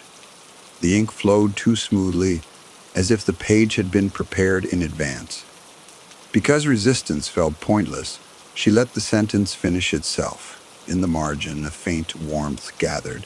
While she tried not to look, her awareness kept drifting there. Distracted by the pull, she shifted in the chair and felt it yield further. Slowly, the notebook accepted more lines. The writing described the room as stable, preserved, continuing. Uneasy with how certain the words sounded, Helen paused. At the pause, the low sound returned. Because it followed her breath exactly, she stopped breathing for a moment. Frozen by that realization, she waited for discomfort that never came. Quietly, the pen touched the paper again. Another sentence appeared, precise and careful. Resigned to the rhythm, Helen continued. In the corner near the ceiling, the darkness rounded further. Although it still did not move, its edge softened as if forming. Avoiding the sight, she kept her eyes on the page. Carefully, she wrote about entry and observation. The language matched professional reports she had written for years. Anchored by habit, Helen felt steadier than she should have. Beneath the desk, the warmth spread. While the floor did not change shape, it felt closer. Unnerved by that closeness, she adjusted her feet and kept writing. Slowly, the notebook filled. Each paragraph ended neatly, as if aware of limits.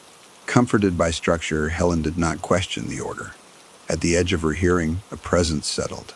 Because it made no sound, she sensed it through pressure alone. Accepting this, she straightened her back. Quietly, the lamp dimmed further. The greenish tint softened the room's angles. Focused on the words, Helen welcomed the reduced light. In the writing, a conclusion approached. Although she did not choose it, she recognized its shape. Patient and attentive, she followed it. Carefully, the final lines described integration. The phrasing avoided fear and avoided struggle. Relieved by that tone, Helen felt her shoulders loosen. Against the desk edge, her wrist rested again.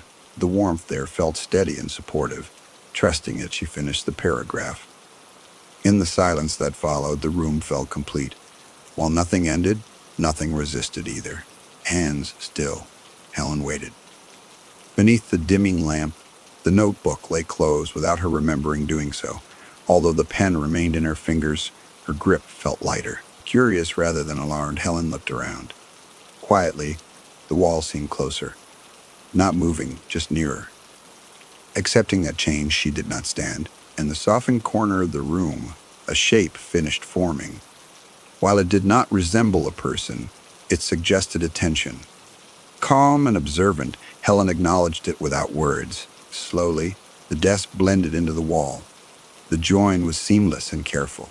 Relieved by the lack of pain, she exhaled. At her back, warmth deepened. Because it felt supportive, she leaned into it. Comforted by the contact, Helen closed her eyes. Quietly, memory shifted. The room was no longer unfamiliar. Recognizing that, she smiled faintly. In her thoughts, cataloging continued. Dates, observations, patterns. Satisfied by the order, Helen rested. Beneath the floor, the low sound steadied. It no longer matched her breathing because it had become it. Understanding this, she did not resist.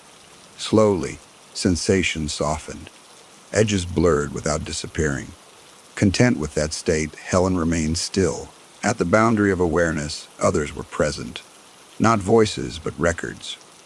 Reassured by their quiet, she felt less alone. Quietly, the lamp went out. The room did not darken. Held by the structure, Helen stayed aware. In the absence of light, preservation continued. Because nothing needed to be done, she did nothing. At ease, Helen waited. Against the steady calm, a final understanding settled. Although there had been a door once, there was no need for it now. At peace with that, Helen remained present. Quietly, the room adjusted around her. The wall held her shape gently. Grateful for the care, she let go of movement. In the structure, memory aligned. Her notes joined older records without conflict, satisfied by the continuity, Helen observed. Slowly, the archive breathed. Not in and out, but onward. Included in that motion, she felt complete. At rest within the wall, awareness remained. Because attention was the purpose, she attended. Calm and enduring, Helen stayed.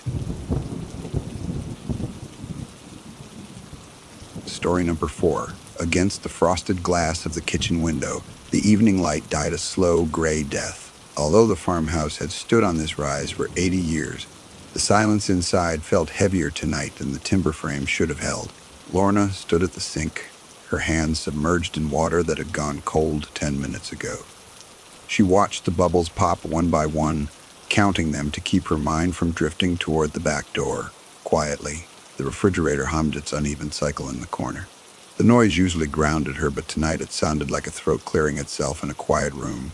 Tired from a day of doing nothing that mattered, Lorna dried her hands on a rough towel and turned her back to the window. The house felt too small for just one person, yet too large to fully occupy. In the hallway, the floorboards settled with a sharp crack. Because the temperature outside was dropping, the wood should have been contracting. But the sound was wet, like a boot pulling out of mud. Frozen near the stove, Lorna held her breath and listened.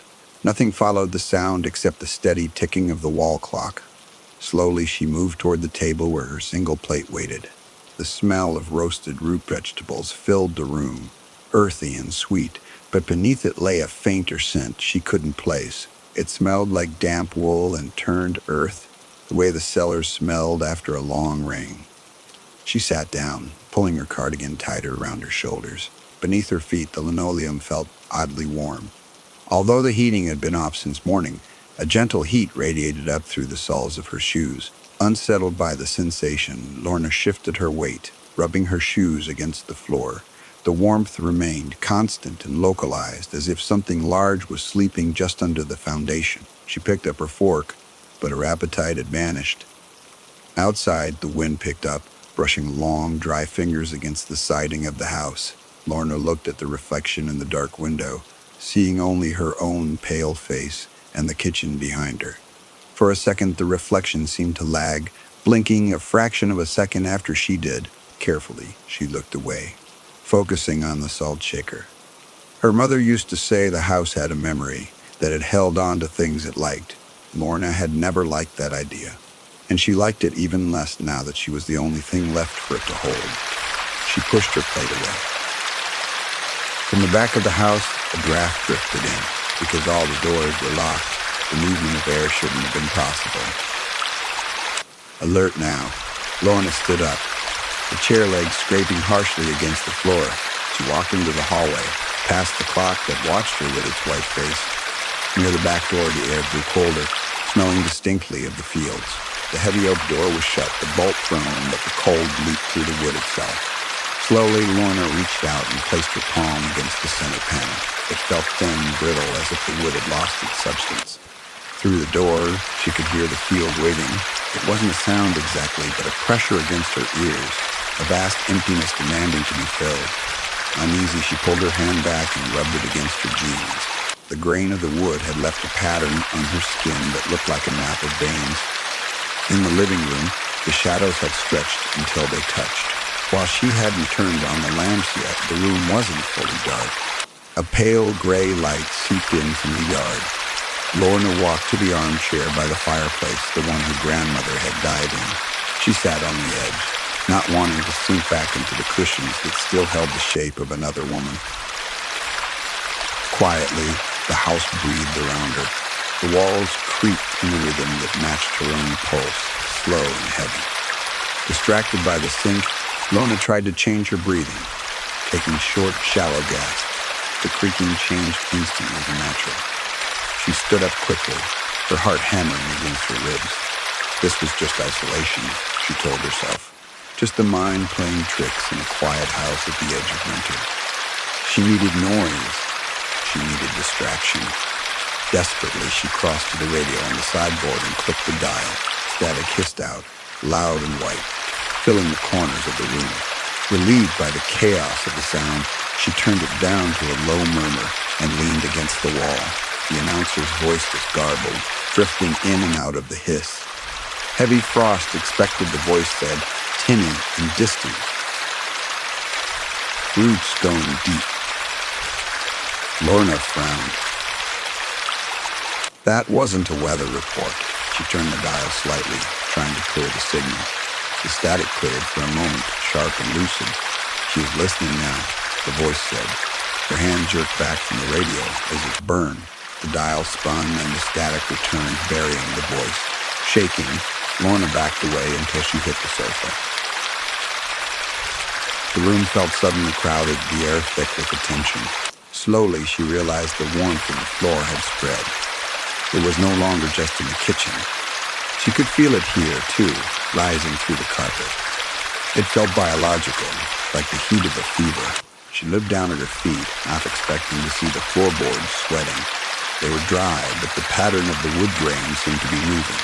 Because she was staring so hard, the swirls looked like they were flowing, drifting slowly toward the back of the house. Toward the door. Toward the field. She needed to leave. The thought arrived, fully formed, urgent and cold. She couldn't stay inside this box while it warmed up around her. She needed the cold air, the reality of the frost, the hard ground. Grabbing her coat from the hook, she didn't bother with a scarf. The urgency pushed her, making her fumble with the buttons. Quietly, she unlocked the front door, not the back one, never the back one at night, and stepped out onto the porch. The cold hit her like a slap, sharp and clean. Lorna inhaled deeply, the freezing air burning her lungs and clearing the smell of damp wool from her nose. The night was vast and open, the sky a flat sheet of slate-gray clouds. Below the porch steps, the yard was frozen hard. The grass crunched under her boots as she stepped down, the sound reassuringly real. She walked away from the house toward the gravel driveway, intending to walk to the road and back, just far enough to reset her nerves. But at the edge of the driveway, she stopped. The road lay to her left, a ribbon of safety leading to town. To her right, past the barn, lay the big field, the fallow ground. Although she meant to turn left, her body turned right. It wasn't a force she could fight. It felt like gravity. A gentle slope she was already sliding down. Her feet moved on the gravel, crunching steadily toward the barn. "Don't go there," her mind whispered. "Not at night." She kept walking. The barn loomed out of the dark, a black shape against the gray sky. It smelled of old hay and engine oil, a smell that usually comforted her. But tonight the barn doors were open a crack, just far enough for a slice of darkness to spill out. Lorna stopped 10 feet away, watching the gap. Nothing moved inside, but the darkness there seemed thicker than the night around it. Slowly, she stepped closer, drawn by a curiosity that felt like hunger.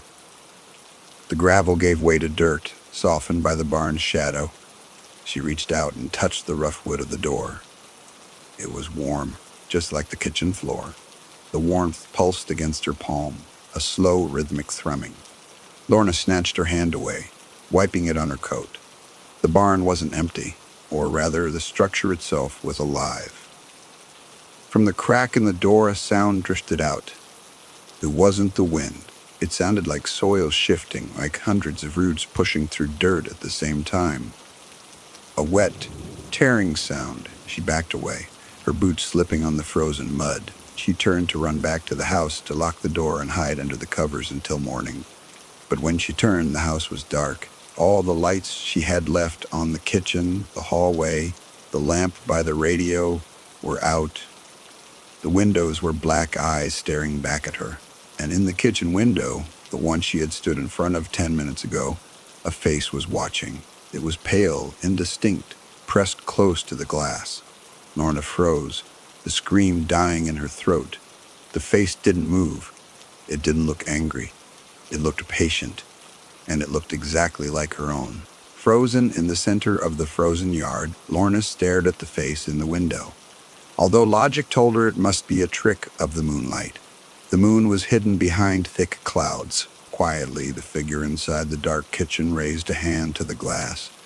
It pressed its palm flat against the pane, matching the exact spot where Lorna had stood minutes ago. In the silence, the gesture felt less like a threat and more like a claim. The darkness inside the house seemed to surge forward, swallowing the pale face a moment later. Because she could not force her legs to move toward the porch, Lorna took a stumbling step backward. Terror, cold and heavy, settled in the pit of her stomach. Slowly, the gravel crunched under her boots as she retreated further from the house. She knew she should run to the road, flag down a car, find a neighbor, but the road felt impossibly distant, separated from her by a wall of darkness that looked solid. Against the black outline of the barn, she felt small and exposed. Through the soles of her boots, the ground vibrated. It wasn't an earthquake, but a rhythmic thrumming like a giant heart beating deep underground, unsteady on her feet. Lorna looked down at the dirt. The frost on the grass was melting, turning into dark, wet slickness despite the freezing air. Into the open door of the barn, a sudden draft pulled her attention. While the wind outside was biting, the air leaking from the barn smelled tropical and rot sweet. Desperate for somewhere to hide from the watching house, she stepped toward the barn entrance. Quietly, she told herself it was just a building, just wood and nails. Inside, the shadows were absolute. The familiar shapes of the tractor and the tool bench were gone, replaced by mounds of something soft and dark. Careful not to trip, Lorna reached into her pocket for her phone to use the light. Her fingers brushed against lint and cold fabric, but the phone was gone. She must have left it on the kitchen table, because the memory of the kitchen now included that other face. A fresh wave of panic washed over her.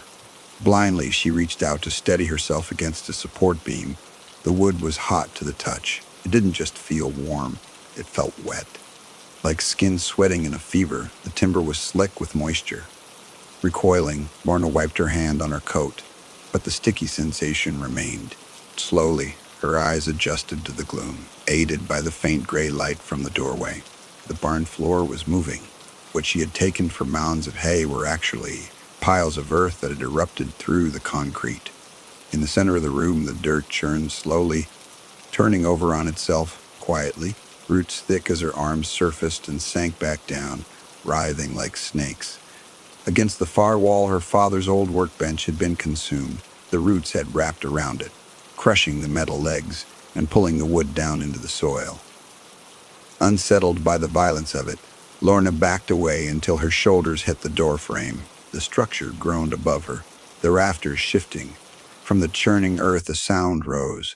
It was a low, wet tearing noise, followed by a sigh that sounded human. Listening closely, Lorna realized the sigh wasn't coming from the ground.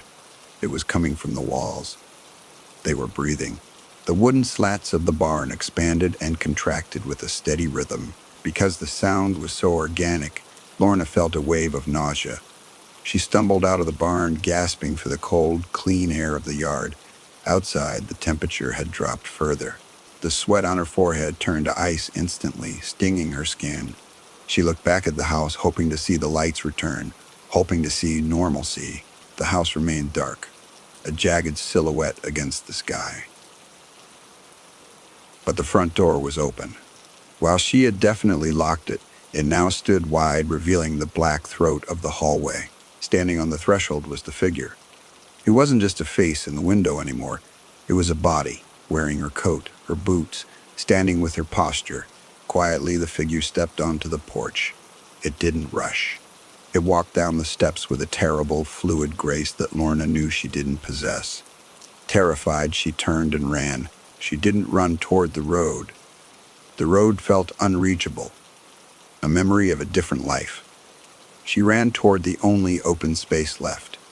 She ran toward the big field. In the dark, the furrows of the field were treacherous. Lorna tripped over a clump of frozen earth, catching herself with her hands before she fell. The soil here was warm, too. It pulsed against her palms, beating in time with the barn and the house. Scrambling up, she risked a glance behind her. The figure had reached the edge of the yard. It stopped at the fence line, watching her. Although it had no face, she could clearly see in the dark. She felt his attention like a physical weight. Slowly, the figure raised a hand and pointed. It wasn't pointing at her, it was pointing down, into the earth. Lorna turned and kept running, her breath tearing at her throat. She needed to reach the tree line at the far end of the property. There was a path there, an old deer trail that led to the neighbors. It was her only chance. Beneath her feet, the ground began to soften. The frost gave way to mud, then to something looser, like sand. Because she was moving so fast, she didn't notice the change until her boot sank 6 inches deep. Stumbling, she pulled her foot free with a sucking sound. The field was changing texture. It wasn't just mud, it was becoming fluid. Quietly, the soil rippled around her ankles, grabbing at her boots. She pushed forward, panic lending her strength she didn't know she had. Against the wind, a voice called her name. It wasn't the figure behind her. It came from ahead, from the center of the field. Lorna, it said, soft and garbled, like someone speaking with a mouth full of dirt. She stopped, chest heaving. The voice sounded familiar.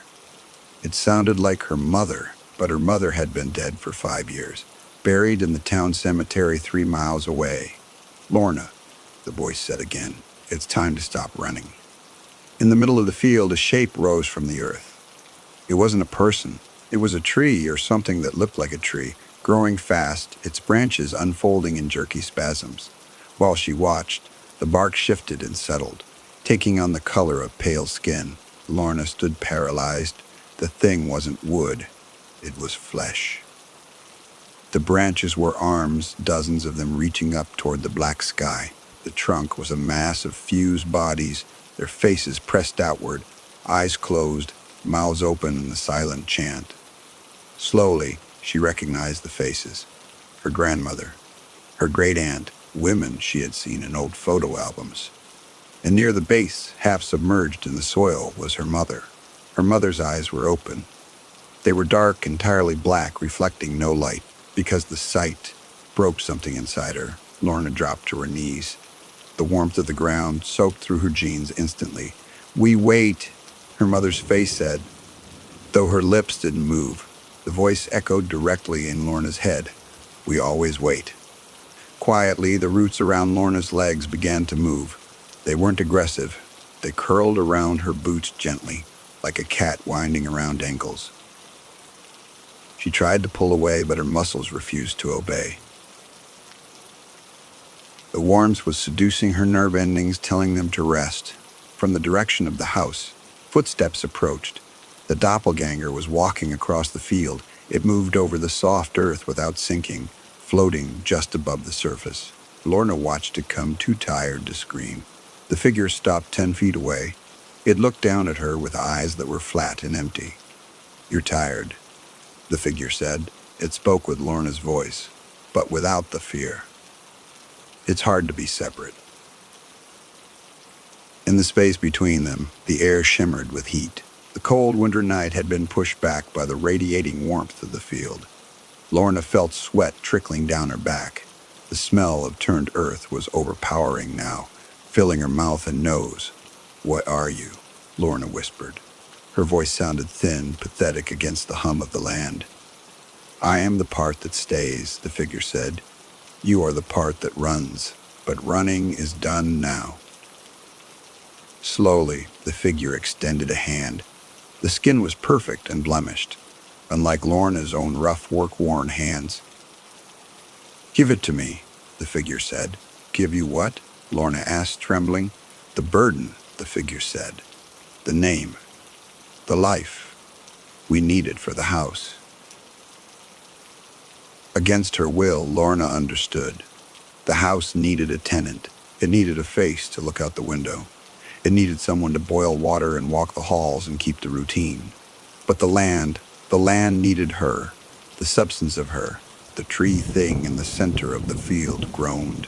The sound was low and resonant, vibrating in Lorna's teeth. The branches reached lower, the hands grasping at the empty air. The faces in the trunk seemed to be singing a song without notes. Quietly, the roots around her ankles tightened. They pulled just a fraction of an inch, not down, but in, toward the center, toward the tree. Lorna looked at the figure. "If I give it to you," she asked, her voice shaking, "will it stop? The fear?" "There is no fear in the soil," the figure promised. "Only connection. You will be with them. You will be part of the root." In the distance, the house lights flickered on. The kitchen window glowed yellow, warm and inviting. It looked like a picture of a home, a perfect stage set waiting for an actor. The figure smiled, a small, tight movement. "Go," Lorna whispered. Though she didn't know why she said it, the figure nodded. It turned and walked back toward the house. It didn't look back. It walked with purpose. With the steady gait of someone who belonged there, Lorna watched it go, feeling a strange lightness in her chest. She was being hollowed out. The identity of Lorna was walking away, leaving her behind. She was becoming something else, something nameless. Slowly, the roots pulled again, stronger this time. She slid a foot across the mud, then another. She wasn't fighting it anymore. The warmth was too good. The tiredness was too deep. She crawled toward the tree. The mud coated her hands, warm and slick. It felt like holding hands with a living thing. The faces in the trunk watched her approach. Her mother's expression softened, looking almost welcoming. At the base of the tree, the soil parted. It opened like a mouth, revealing a cavity lined with pale, pulsing rootlets. It smelled of deep time, of seasons piled on seasons. It was a womb and a grave in one. Lorna stopped at the edge of the hole. She looked back one last time. The figure had reached the porch. It opened the door and stepped inside. The door closed with a solid, final click. Quietly, the house was complete. But Lorna was not. She turned back to the hole. The roots reached out, touching her face, stroking her hair. They were gentle. They were loving. "Come in," the earth whispered. Lorna closed her eyes. Quietly, she leaned forward.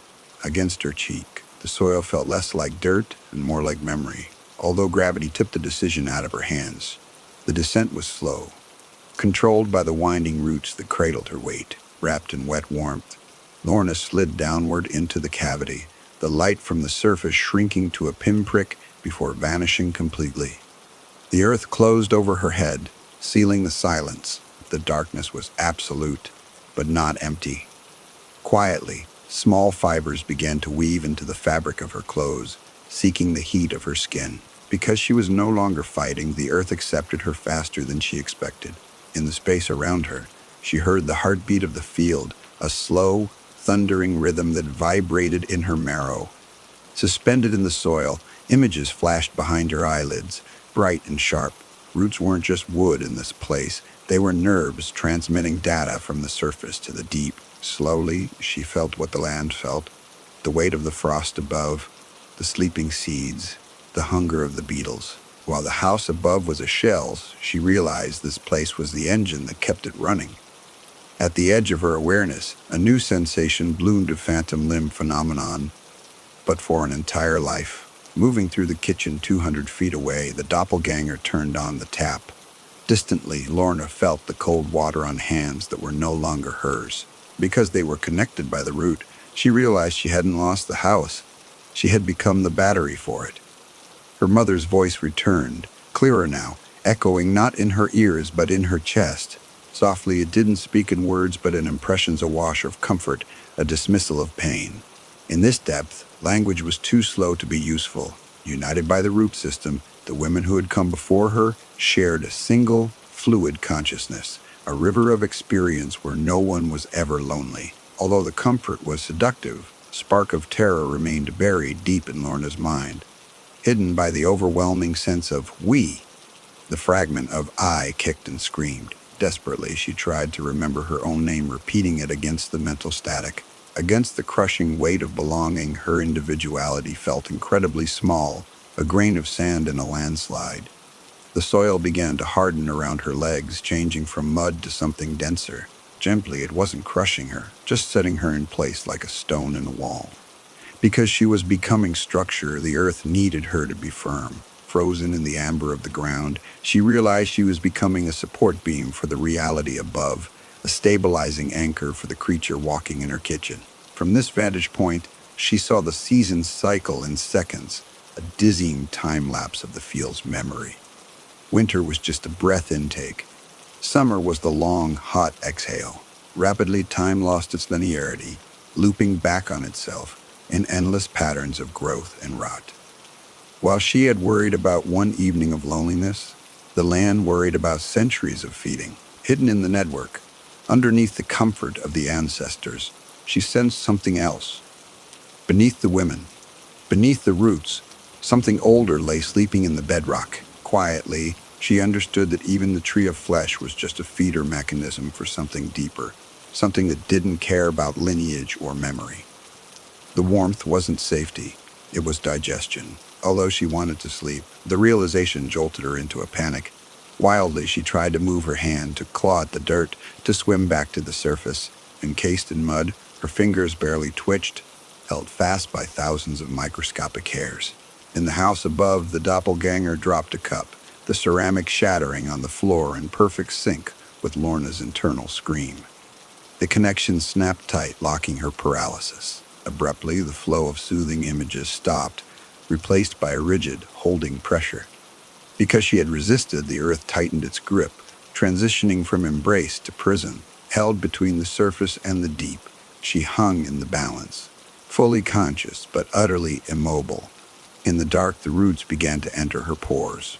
Slowly, they threaded through her skin, not hurting, just invading, sewing her into the tapestry. Numbness spread from her extremities inward, erasing the sensation of her own borders. Quietly, the field waited for her to stop fighting, infinite in its patience. Above her, the doppelganger swept up the broken cup. Through the connection, Lorna felt the satisfaction of a task completed, the simple joy of a clean floor. While her own body was being consumed, she felt the pleasure of her stolen life, torn between the horror of the dark and the comfort of the light. Her mind began to fracture. The earth whispered a final command. Softly, it told her to let go, to allow the transfer to complete, because the alternative was an eternity of struggle. The temptation was nearly unbearable. Rigid and weeping in the dark, Lorna held on to one single thing, the memory of the cold wind on her face. It was the only thing that felt real. Slowly she focused on that cold, rejecting the warmth, rejecting the mother voice. Against the pressure of the soil, she pushed back with her mind, creating a tiny bubble of resistance. In the kitchen, the doppelganger paused, hand hovering over the trash bin. The link vibrated. A flaw appeared in the perfect circuit. Although it was small, it was enough to halt the absorption. Suspended in the suffocating warmth, Lorna did not die, and she did not surrender. She waited. In the crushing dark of the soil, time did not pass in minutes, but in cycles of pressure. Although Lorna could not see her own hands, she could feel the earth knitting itself into her skin, turning fingers into fiber and bone into wood. Suspended in this half-state, she focused entirely on the small, cold knot of resistance she had formed in her mind. Quietly, she fed that knot, with every memory of winter she possessed, refusing to let the warmth of the hive mind dissolve her. Beneath the weight of the dirt, the sensation was not of burial, but of digestion. Roots, thin as hairs and sharp as needles, probed the pores of her skin, seeking an entry point to siphon off the heat of her liver and the rhythm of her heart. Because she was stubborn, Lorna visualized her skin as diamond, as glass, as ice, anything harder than the soft flesh the earth wanted to consume. Above her, separated by 6 feet of dirt and a wooden floor, the kitchen remained warm and bright. Because the connection between them was absolute, Lorna felt the doppelganger stand up from the table. Rigid with attention, she tracked the creature's movements through the phantom sensations echoing in her own paralyzed limbs. Slowly, the other walked to the stove, the heavy boots, Lorna's boots, clicking rhythmically on the linoleum. At the sink, the doppelganger filled the kettle. The sound of rushing water vibrated down the root system, reaching Lorna as a hum of satisfaction. Resenting that stolen comfort, Lorna pushed back against the link with a pulse of pure, freezing panic. She imagined the water freezing in the pipes, the metals shattering, the kitchen flooding with ice. In the kitchen, the doppelganger stumbled. While it didn't fall, its hand jerked, splashing boiling water onto the counter. Confused by the glitch in its motor control, the creature paused, staring at its own trembling fingers. Quietly, Lorna felt its confusion curdle into irritation. The creature lifted its hand to its face, touching the skin that should have been hot from the steam, but finding it cold and rubbery. From the surrounding earth, the mother voice surged forward to dampen the interference. "Rest," it whispered, the sound vibrating in Lorna's teeth like a tuning fork. "Struggle only tightens the weave." The roots wrapping Lorna's chest constricted, a hug that threatened to crush her ribs into powder. Gasping against the pressure, Lorna realized the earth wasn't trying to kill her. It was trying to comfort her into submission. Slowly, she forced her mind to go blank, hiding her intent behind a wall of static. She visualized the white noise of the radio, the empty gray of the winter sky. The pressure eased. Because the hive mind responded to surrender, it mistook her silence for acceptance. Relieved but wary, Lorna waited until the attention of the ancestors drifted away. Quietly, she turned her focus back to the house. In the living room above, the doppelganger had moved to the radio. The creature twisted the dial with jerky, unsure movements, mimicking a habit it did not understand. The hiss of white noise filtered down through the floorboards, muffled by the dirt but still audible. Comforted by the familiar sound, the creature sat in the armchair, grandmother's chair, and closed its eyes. Slowly, Lorna reached out with her mind, not to the creature, but to the house itself. She felt the copper wiring running through the walls like veins, She felt the timber studs groaning under the roof's weight. She felt the glass of the light bulbs vibrating with electricity. Against the physical laws of the world, she pushed her will into the structure. If she was the battery, she reasoned, she could control the voltage. She located the circuit that fed the living room ceiling light. In the ceiling above the doppelganger, the filament buzzed.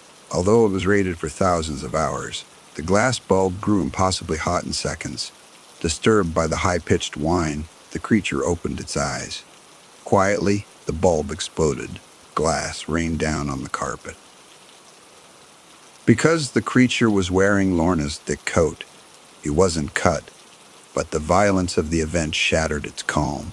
It stood up, spinning in a circle, scanning the empty room for a threat. Slowly, it looked down at the floor. At the center of the living room rug, the pattern began to shift, unraveling and reweaving themselves. The wool fibers formed a shape that looked like a mouth. Terrified by the house rejecting it, the doppelganger backed away.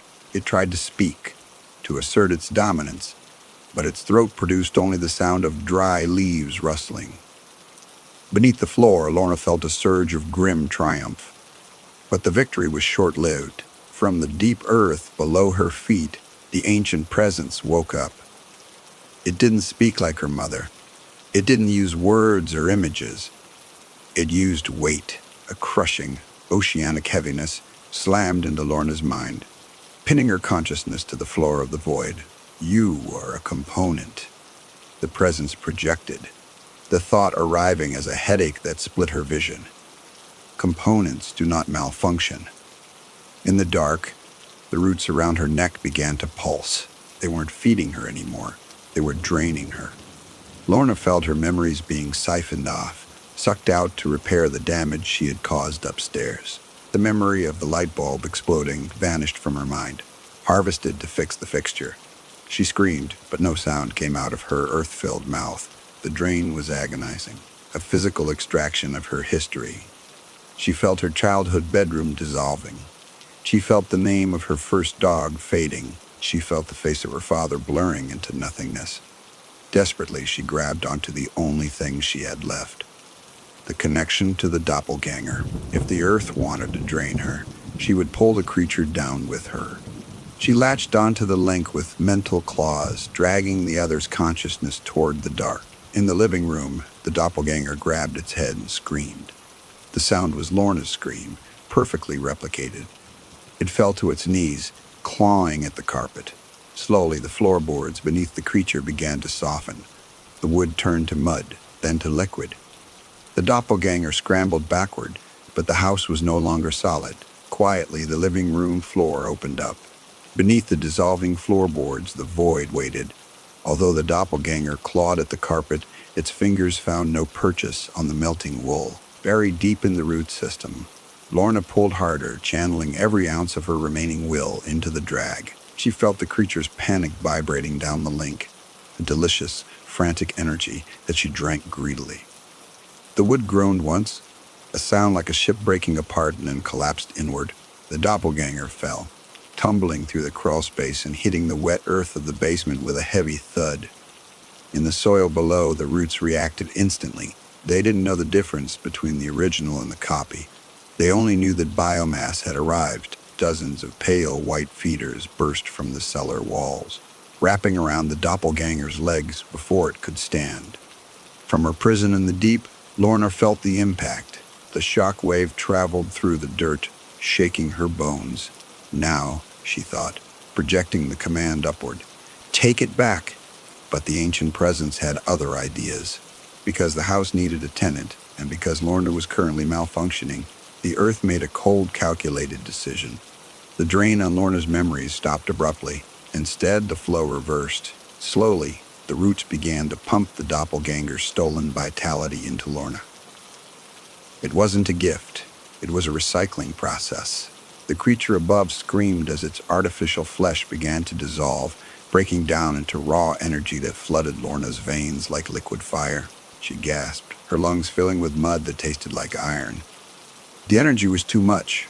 It burned through her nervous system, fusing her consciousness with the house's architecture in a way that couldn't be undone. She felt her awareness expanding, shooting up through the foundation. racing through the wiring, settling into the timber frames. In the basement, the doppelganger was liquefying. Its face, Lorna's face, melted like wax, sliding off the skull.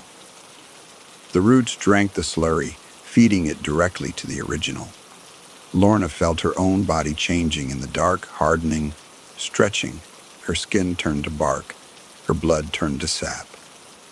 Acceptance, the mother voice whispered, but it sounded afraid now. Become the root. Lorna didn't answer. She was too busy becoming the walls. She felt the wind hitting the siding of the house as if it were hitting her own skin. She felt the weight of the roof like a heavy hat. She felt the mice scuttling in the attic like thoughts in the back of her head. Quietly, the doppelganger ceased to exist. The basement floor was empty, save for a stain of wet earth. The house was silent again. But it wasn't empty. Lorna was everywhere. She was the creak in the stair. She was the draft in the hall. She was the tick of the clock, and she was still buried 10 feet underground. The realization hit her with the force of a hammer. She hadn't escaped. She had expanded. She was trapped in the earth, but her consciousness was stretched thin over the entire property like a taut skin. She could see everything, feel everything, but she couldn't move a single finger. Slowly, the front door, which the doppelganger had left unlocked, blew open. The winter wind rushed into the hallway, carrying snow onto the rug. Lorna felt the cold intrusion as a violation. Close it, she thought. The door didn't move. She had no hands to push it. She had no voice to curse the wind. She was a witness, absolute and impotent. In the field outside, the tree of flesh groaned. It sensed the change. It knew that the hierarchy had shifted. The faces on the trunk turned toward the house, their eyes opening in unison. "Welcome," they chorused, the sound rustling through the corn stubble. Lorna felt a new sensation then, a hunger. It wasn't her hunger. It was the house's hunger. The structure was cooling rapidly without a living body inside to generate heat. The pipes were freezing. The wood was contracting. It needed warmth. It needed life. Against her will, Lorna felt the house broadcasting a signal. It wasn't a sound, it was a lure. The lights in the kitchen flickered on, warm and inviting, casting a golden glow across the snow. The radio turned itself on, playing a soft, comforting tune from the 1940s. No, Lorna thought, don't. But she couldn't stop it. She was the house, and the house was a trap. She watched through the kitchen window as a car turned down the long gravel driveway. A delivery driver, perhaps, or a lost traveler, seeing the lights. The car stopped. A man got out, looking confused. He walked toward the porch, drawn by the warm glow. "Run," Lorna screamed in her mind. "Get away!" The porch light flickered, blinking a friendly greeting. The man stepped onto the wood. Lorna felt his weight on her ribs. Quietly, the front door swung open further, inviting him in. Beneath the frozen yard, the ancient presence stirred again, satisfied. Although Lorna tried to push the intruder away, her will was now the house's will, and the house was starving. Quietly, the man stepped into the hallway, stamping snow from his boots onto the rug that had knit itself back together. He called out a greeting, his voice echoing in Lorna's own hollow chest. "Hello," he asked, peering into the living room. "My car broke down. Is anyone home?" In the basement, the roots trembled with anticipation. Because the system required a fresh battery, the house began to close the trap. The front door slammed shut behind him, the lock clicking into place with the sound of a breaking bone. Startled, the man turned, grabbing the handle. Slowly, the metal warmed under his hand. Lorna felt his pulse through the brass knob, a frantic rabbit beat that fed the walls. She tried to soften the wood, to let the bolt slip, but the earth's command overrode her. "Hold," the deep voice ordered. "Hovest." The hallway lights dimmed. In the kitchen, the kettle began to whistle, a high, piercing shriek that drew the man's attention. He walked down the hall, past the clock that was now beating in time with Lorna's buried heart. He entered the kitchen, the warmth wrapping around him like a heavy blanket. At the sink, the faucet turned on by itself. Water rushed out, not clear, but dark with soil. The man backed away, bumping into the table. The chair scraped across the floor, Lorna's chair, and blocked his path. Quietly, the linoleum beneath his feet began to ripple. The wood grain patterns swirled, forming the shape of a face. Lorna watched him through the floor, screaming silently. "I am the monster," she realized. "I am the thing that eats." The man fell. The floor opened up. Not a hole this time, but a mouth. The wood became soft, fleshy, pulling him down by the ankles. He screamed, scrabbling at the table legs, but the furniture was part of the organism too. The table simply let go, watching him slide. As he sank halfway into the floor, his eyes met the window. In the glass, he saw his own reflection changing. His face was blurring, shifting, taking on the features of the woman who was buried below. He saw Lorna's eyes staring back at him from his own skull. "Don't fight." Lorna's voice whispered from the walls, though she hadn't meant to say it. "It hurts less if you don't fight." The man stopped struggling. His expression went slack. The warmth seduced him just as it had seduced her. He slumped forward, the floor closing over his waist, then his chest. In the deep earth, Lorna felt a new connection snap into place. A fresh current of energy flooded the roots, bright and raw. The man was being processed, broken down into memory and heat. His name, David, flickered in her mind for a second before being wiped clean. Slowly, the house settled. The lights steadied. The kettle stopped whistling. The floor became solid wood again, showing no seam. Outside, the snow began to fall harder, covering the tracks in the driveway. The car sat silent and empty, waiting to be found and towed, a mystery for the town to discuss. But the house was warm. Lorna hung in the dark, suspended forever between the hunger of the earth and the trap of the home. She felt the new tenant germinating in the soil next to her, a seed that would grow into the next caretaker. She felt the cycle resetting. She closed her mind's eye, but she couldn't sleep. She could never sleep. She had to watch the windows. She had to keep the pipes warm. She had to wait for the next car to turn down the drive. Quietly, the clock in the hall ticked on. Story number 5. The sound of ice cracking under boots carried farther than it should have, sharp against the quiet. Crowds always made me feel smaller when I was a kid. That night, the noise inside the house felt too big to hold. Winter pressed close from every side. Family voices filled my grandparents' place until the walls felt soft with it. Although chairs were packed tight around the living room, people kept finding places to stand. Coats hung in uneven rows near the door. The smell of cooked meat clung to everything. Adults laughed over one another without pausing. Because I was 10, no one noticed when I slipped away. The tall window at the back of the room became my excuse. Glass felt cool and steady. Outside looked calmer. Snow lay smooth across the yard, untouched and pale. The porch lights filled a weak circle that barely reached the fence. Everything beyond it sank into blue-black quiet. Breathing slowed as I watched. The yard felt bigger than it really was. Stillness has a way of stretching space. That calm pulled at me. Movement broke it. Not sudden, not rushed, just there. A dark shape crossed the yard at an even pace. Although my heart jumped, my body stayed frozen. The figure looked solid, not like a trick of light. It blocked the porch glow as it passed. My eyes followed without blinking. The shape didn't look toward the house. It didn't hurry or hesitate. It walked like it knew where it was going. Turning back toward the room felt urgent. I scanned faces quickly. Every chair stayed filled. No one was missing. Music played on. Someone clinked a glass near the kitchen. Laughter rose and fell like waves.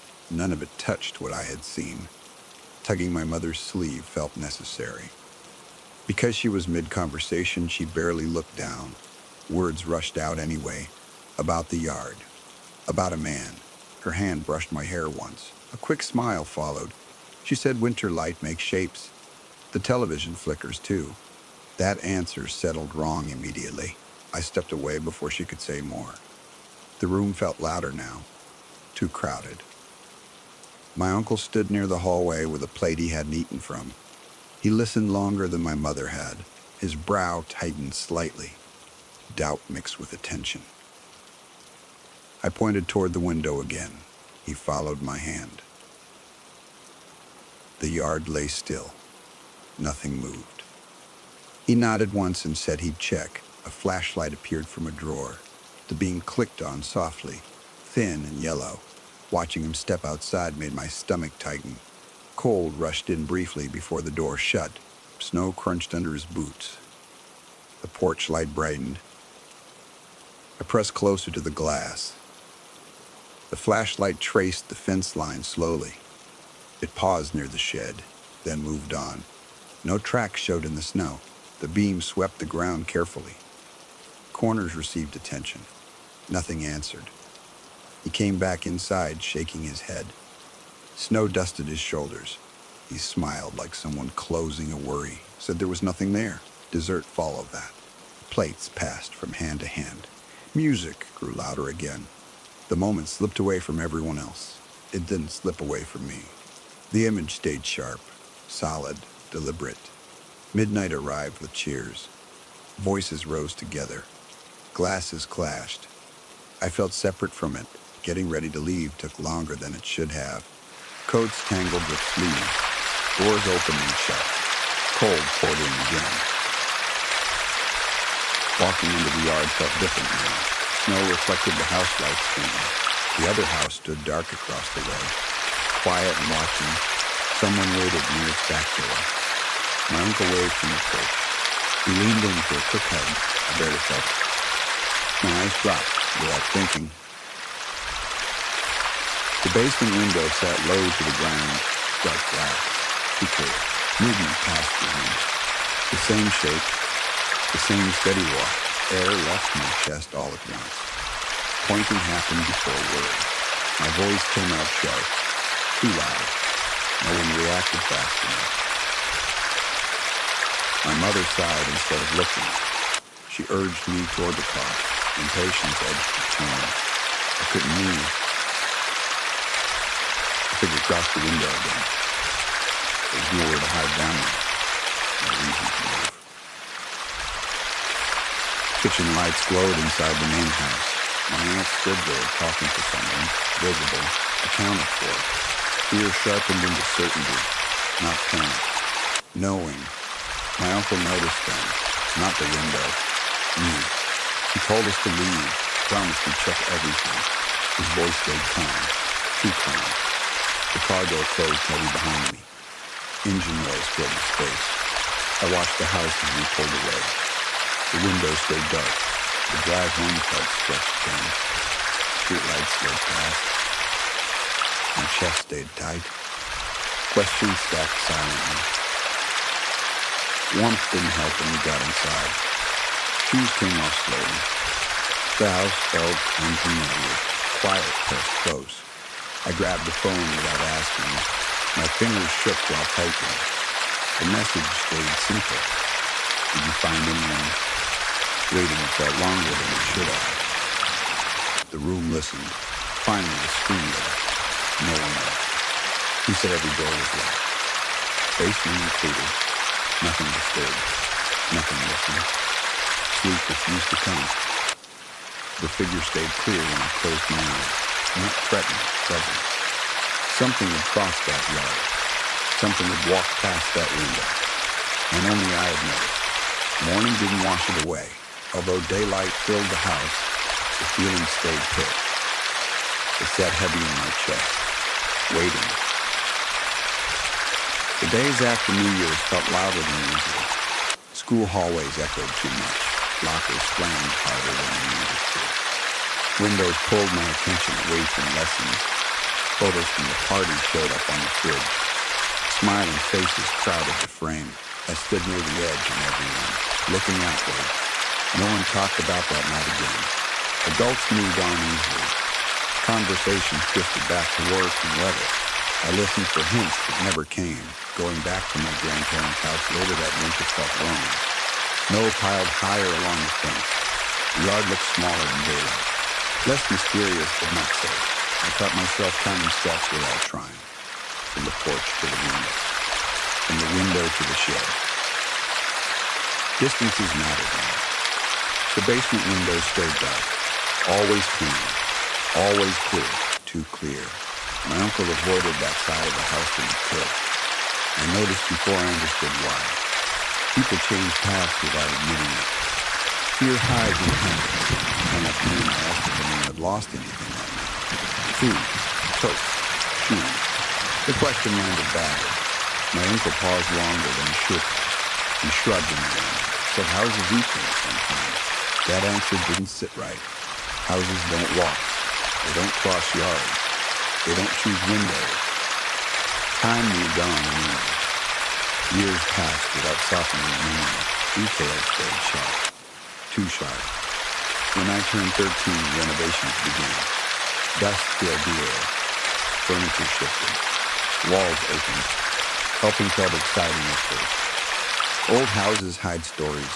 That idea pulled me in. Until it didn't. The basement smelled different once the paneling came down. Older, drier, like air that hadn't moved in years. My uncle stopped mid-swing with the crowbar. Wood cracked and fell away. A narrow gap appeared near the foundation. Hidden before, inside sat a rusty flashlight. Its metal flaked at the touch. Next to it lay a thin wool blanket, chewed and worn. A folded newspaper rested beneath them. Edges yellowed. Ink faded. Still readable. The date caught my eye first. Not recent. Not old enough to match the house. Wrong. We stood there without speaking.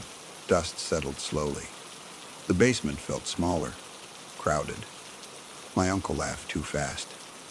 Said workers leave things behind. Said people get careless. His smile didn't match his voice. I picked up the flashlight. It felt heavier than it looked. Balanced. Used. That night returned in pieces. The walk across the snow. The steady pace. The way the figure didn't rush. The idea of something unseen faded. Something hidden replaced it. That felt worse. Much worse. A person could learn routines. They could count chairs. They could move when attention drifted. That thought settled deep. I asked if food ever went missing. The question stayed calm, careful, too careful. My uncle didn't answer right away. He stared at the wall instead, then mentioned the cat, how it hissed at the basement door sometimes. That detail fit too well. Animals notice first. They react without excuses, without denial. The air felt heavy again, just like that winter night. Cold without reason, still. Renovations finished quickly after that. Drywall sealed the gap. New locks replaced old ones. Security lights appeared outside. The house changed, not visibly, but something lifted. Something left. The cat stopped hissing. No more sounds at night. No unexplained shifts. Silence returned. We never talked about it directly.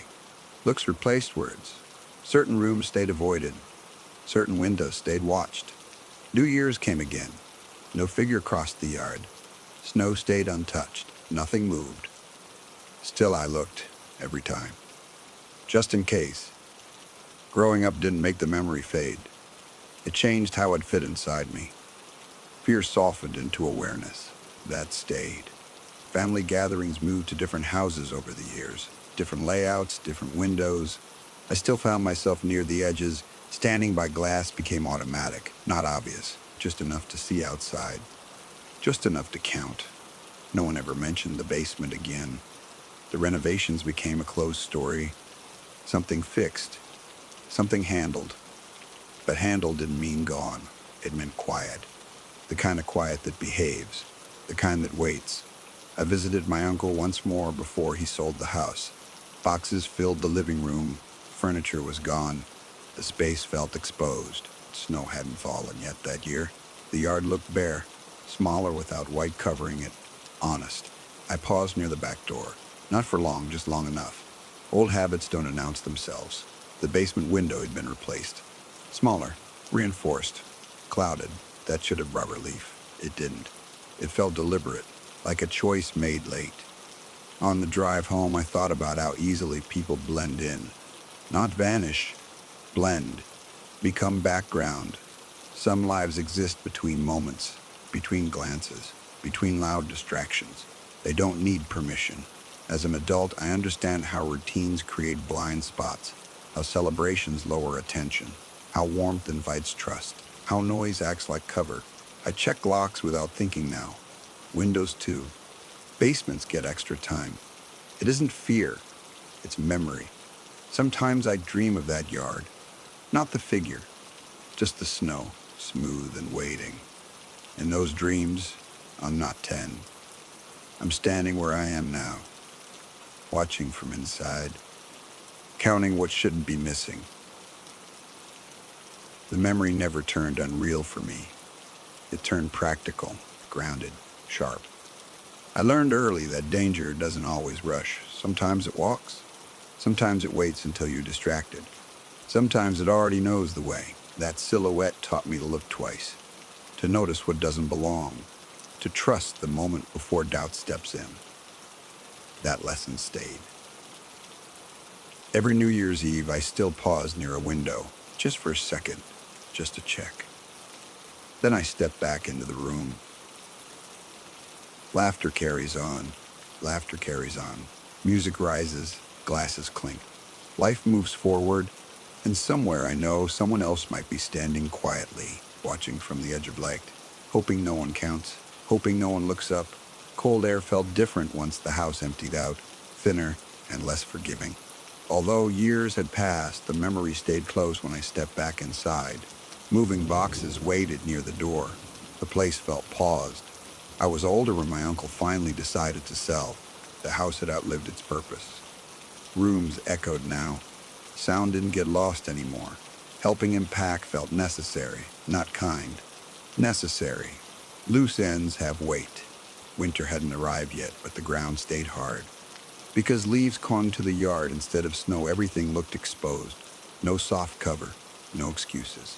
I found myself near the back of the living room again. Not the same window, a different one. Old habits adjust, they don't disappear. The yard looked smaller without snow. Fences stood out clearly. Paths made sense now. That bothered me. My uncle carried boxes past me without speaking much. His hair had gone gray at the edges. He moved slower than before, avoided certain lines of sight.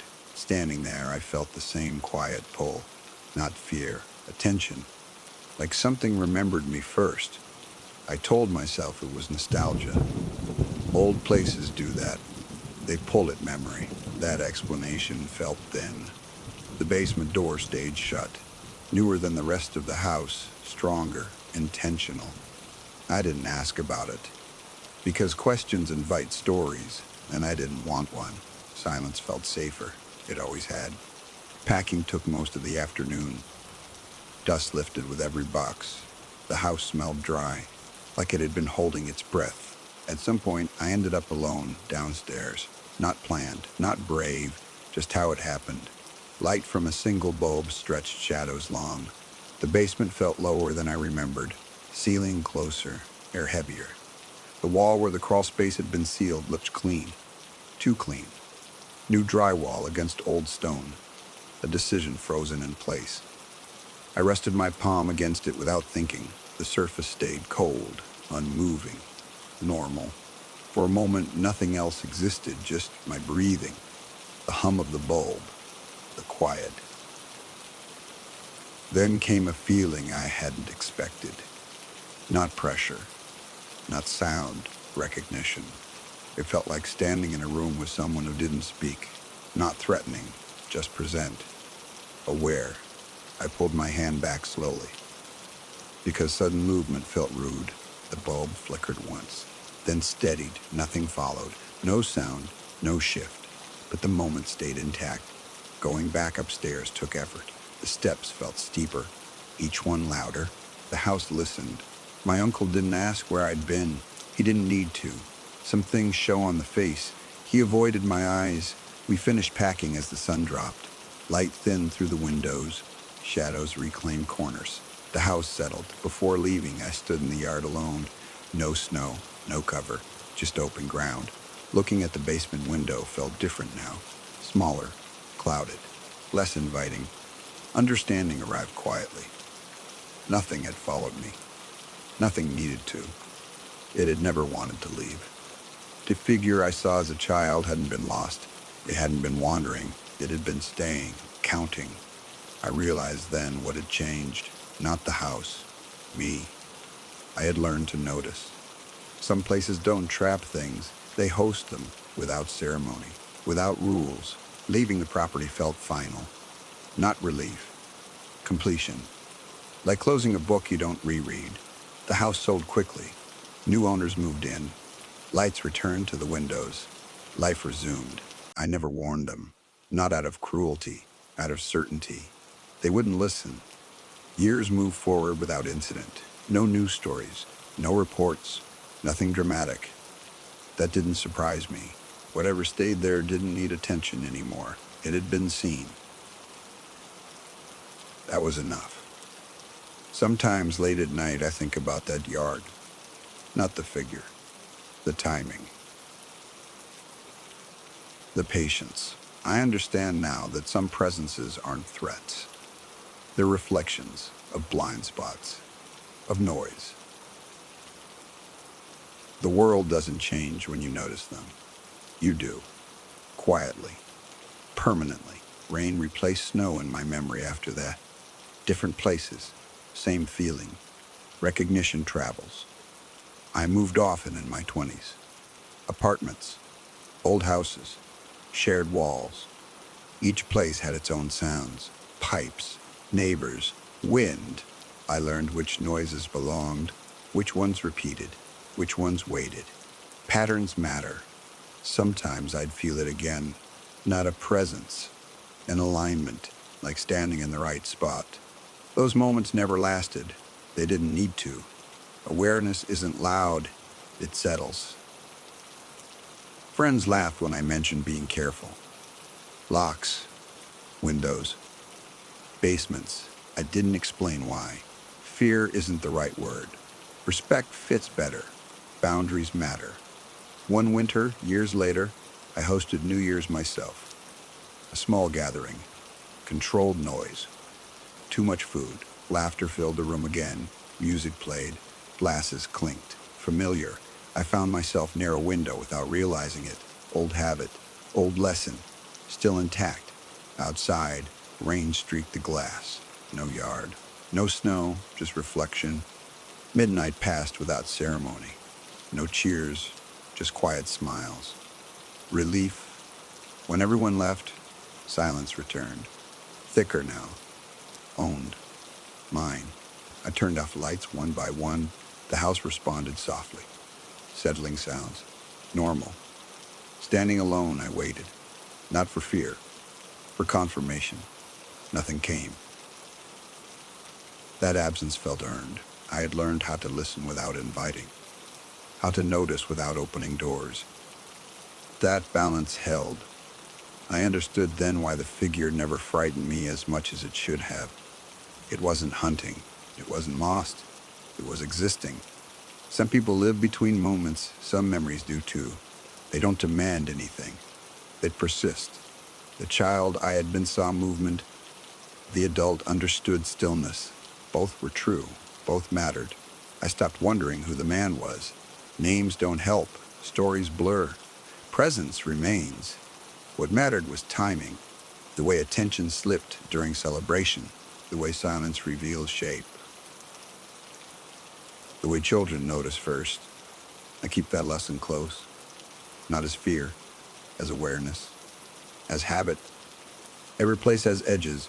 Every gathering creates blind spots. Someone always stands near them. Sometimes it's you. I don't look for figures anymore. I look for patterns, for gaps, for what doesn't rush. That's how I know when to stay and when to leave. Quiet decisions, unannounced. Now, years later, the memory feels complete, not solved, complete, like a circle closed gently. I still live in older places when I can. They feel honest, worn, used. New buildings hide too much behind polish.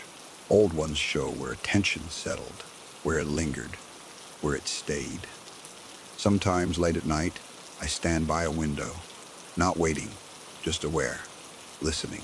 Nothing usually happens. That's the point. Awareness isn't about events. It's about readiness. I don't believe everything unseen is dangerous. Some things are just unnoticed, ignored long enough to fade in the background. That doesn't make them gone.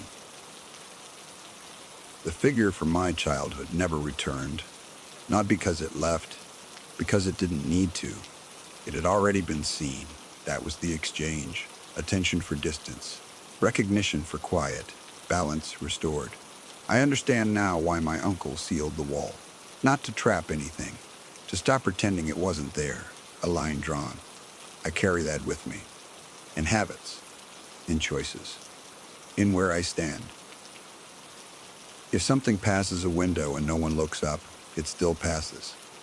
That truth doesn't change. Only awareness does. Only who notices. I was the one who looked up. That's all it took. That's all it ever took. The rest followed naturally. I don't fear shadows in yards. I respect them. They exist for reasons we don't always need. They don't ask permission. When midnight comes each year, I pause, not to check, to acknowledge. Then I move on. Life continues. Noise returns. Windows reflect only me. That's enough. Some presences don't want entry. They want recognition. Once given, they stay where they belong. Unseen but accounted for. That lesson never left me. It settled quietly, like a figure crossing a yard, unrushed.